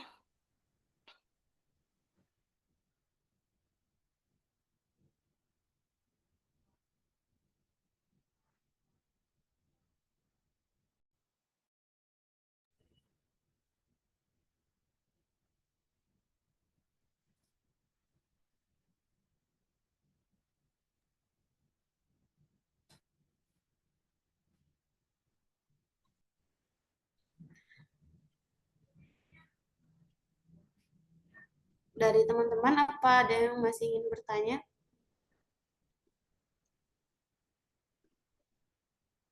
Oke, mungkin sedikit ya, Amel. Ya, makasih Amel buat gambaran tadi ya. Bekerja sekarang di era digital kayak gini. Tidak bisa dipungkiri, kita memang sudah berdampingan sekali dengan AI, begitu juga dengan para mahasiswa. Saya mungkin selaku dosen juga tidak bisa menghilangkan dan menutup mata sekali bahwa mahasiswa zaman sekarang ketika dikasih tugas misalnya gitu ya, ataupun pengerjaan proses skripsi ada bantuan dari AI seperti itu. Nah, tadi juga Amel udah menyinggung sedikit mengenai ide orisinil terkait dengan AI dan lain-lain tadi. Gimana sih maksudnya AI ini kan membantu gitu ya Mel. Tapi gimana juga kita atau mahasiswa ini sebagai user membentengi diri untuk tidak selalu bergantung gitu. Maksudnya adalah uh, mungkin dari critical thinking atau apa yang harus tetap mahasiswa itu punya sehingga dia tidak tergantung kepada AI. Kemudian lagi gimana caranya tetap memunculkan sifat humanis dari mahasiswa ini, karena tidak bisa dipungkiri juga ketika mengajar Gen Z sekarang ini banyak sekali nilai-nilai yang bergeser gitu ya, berkurang, atau sesimpel kayak mau ngechat dosen aja tuh kadang saya masih harus berkali-kali gitu membaca. Tapi anak-anak zaman sekarang kan masih udah berkurang ya sisi-sisi dari aspek seperti itu. Nah, gimana sih Mel kalau menurut Amel? Ya mungkin itu sedikit tambahan dari saya. Terima kasih. Oke, Soy. Ntar tiba-tiba ngeblank. Oke, jadi yang pertama gimana tetap bisa membentengi diri walaupun kita pakai AI gitu ya. Eh Sebenarnya gini sih, yang paling penting adalah kita harus paham bahwa ilmu yang kita pelajari itu harus orisinil, karena kalau kita nggak orisinil, kita akan menghilangkan sense of human kita. Kalau kita hilang sense of human, maka kita akan punah. Apakah kalian akan setuju kalau kita punah? Itu jangan sampai terjadi ya. Karena kita sejatinya kita yang diciptakan di dunia ini untuk menjadi manusia gitu kan. Jadi jangan sampai itu bisa digantikan. Nanti isinya robot semua gitu kan. Nah itu sih, jadi pertama harus sadari bahwa kita harus tetap memunculkan sense human itu tadi. Nah, dengan cara apa? Kalau saya sendiri, dengan cara misalkan nih, saya mau brainstorming tentang produk baru. Pertama saya tanya dulu nih, saya suka brainstorming juga nih sama AI, gitu kan. Tapi saya nggak bisa terima, karena ada beberapa dari pola pikir dia itu pasti ada yang nggak jelas gitu, dan kadang itu saya harus compare. Gitu, mana buktinya gitu kan, mana proof-nya, terus biasanya saya minta source-nya gitu. Tolong tampilkan source yang kamu minta gitu kan. Terus nanti saya lihat kalau nggak make sense ya nggak saya pakai gitu. Terus tapi kan at least dari pola pikir yang kita diskusikan sama AI ini kadang kita dapet nih, pola pikir yang kira-kira make sense. Jadi kadang kalau udah dapet misalkan pola pikirnya, terus cara berpikirnya, cara mau the way nangkep misalkan contohnya kayak gini ya, kayak kemarin saya ngomongin benang aja deh lagi, benang. Karena saya lagi ngegarap benang, benang bedah. Saya nggak tahu tuh gimana tuh marketnya gimana gitu kan. Terus habis itu saya brainstorming yang saya harus reach out siapa aja.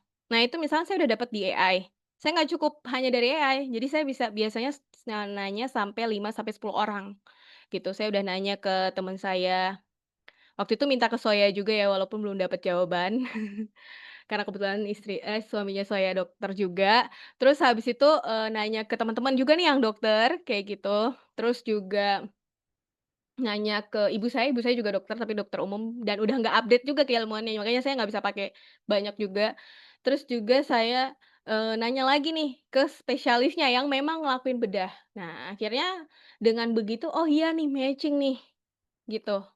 Jadi sebenarnya AI ini memudahkan, tapi nggak bisa dipakai 100%. Saya hanya pakai paling ya 30% aja, selebihnya saya harus cari sendiri, tetap cari sendiri dan memvalidasi itu. Karena sebenarnya proses ketika kita memvalidasi ilmunya, teorinya, itu kita menjadi tahu, "Oh, ini loh," gitu, "yang benar tuh kayak gini, ini udah valid, udah 10 orang yang kita survei, atau 20 orang, atau minimal data tuh kan 30 ya, syarat untuk penelitian itu 30 minimal." Nah, ya kayak gitu. Nah, jadi kita, harus tetap, apa ya, jangan hanya menerima, ya kita harus mengkritisi gitu. Karena dengan kritis, kita akan terlindungi tuh dari, hal-hal yang bisa aja jadi hoaks. Nah, itulah yang banyak muncul di media sosial ya. Ada isu ini ternyata hoaks, nggak benar, terus kita jadi gampang marah. Nah, itu kan jadinya efeknya nggak sehat juga ya buat diri kita. Makanya kita harus validasi lagi tuh informasinya seperti apa, gitu. Itu sih walaupun nggak mudah ya teman-teman, tapi itu penting. Ya pelan-pelan aja, emang harus dibangun dulu tuh habit seperti itu gitu, emang nggak instan sih. Terus yang kedua apa, Soy? Jadi udah terjawab sih, tetap munculin sense human tadi ya. Oh iya, heeh. Apa ya pertanyaannya tadi lupa, Ya gimana kita tetap bisa munculin sisi humanisnya tadi ya. Tetap Oh jangan sampai hilangin itu, kalau enggak nanti kita digantiin, kalau kita digantiin kita jadi nggak guna, jadi manusia, jadi hilang misi kita ada hadir di dunia ini, kita tumbuh seperti ini dengan wajah yang beda-beda seperti ini gitu kan, jadi hilang tuh, kalau kita nggak pakai sense of human kita tuh jadi hilang, gitu, ya itu sih. Jadi jangan sampai dibiarin, gitu sih. Oke Mel, thank you ya. Jadi sebenarnya sepakat sih sama Mel ya terkait dengan era digitalisasi sekarang tidak bisa juga kita menutup mata, tapi dengan catatan sebagai mahasiswa kayak gini kita tidak bisa menerima mentah-mentah itu dari AI tadi ya. Tetap critical thinking dari mahasiswa itu nomor satu. Mungkin itu juga mewakili dari teman-teman mahasiswa dan juga di dunia akademisi seperti itu. Baik, terima kasih Amel. Sama-sama, Soy. Baik, luar biasa sekali insight yang kita dapat hari ini ya teman-teman. Kita tuh udah belajar bahwa dunia kerja di era digital ini menuntut bukan hanya tadi kecerdasan akademik, tapi juga dari Kak Amel tadi pondasi diri yang kuat, kemudian skill yang relevan. Jadi kita harus selalu update skill. Kemudian kita juga perlu beradaptasi secara cepat. Baiklah, sekali lagi kami ucapkan terima kasih kepada Kak Amel atas sharing dan inspirasinya. Semoga ilmu yang dibagikan hari ini bisa menjadi bekal berharga bagi kita semua untuk siap level up menuju masa depan. Baiklah, saya kembalikan ke MC. Wassalamualaikum warahmatullahi wabarakatuh. Oke, baik. Saya ambil alih kembali. Terima kasih buat pemateri kita, narasumber kita, Yesi dan Amel. Dengan berakhirnya sesi talk ini, apa yang sudah disampaikan dari narasumber kita semoga bermanfaat untuk para audiens yang hadir pada hari ini. Semoga tips untuk melanjutkan kehidupan atau soft skill selanjutnya, level up kita di kehidupan selanjutnya itu terus berkembang. Terima kasih. Baiklah, terakhir kita sesi dokumentasi. Mohon untuk para audiens untuk membukakan videonya. kita akan melakukan sesi dokumentasi. Baik, saya izin ya untuk semua. Oke.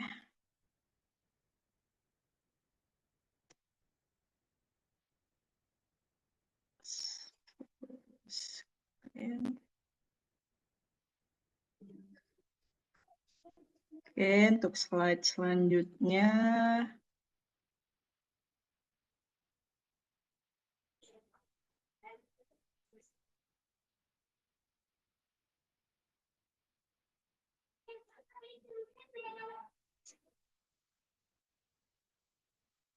Audiens kita cukup banyak pada hari ini. Terima kasih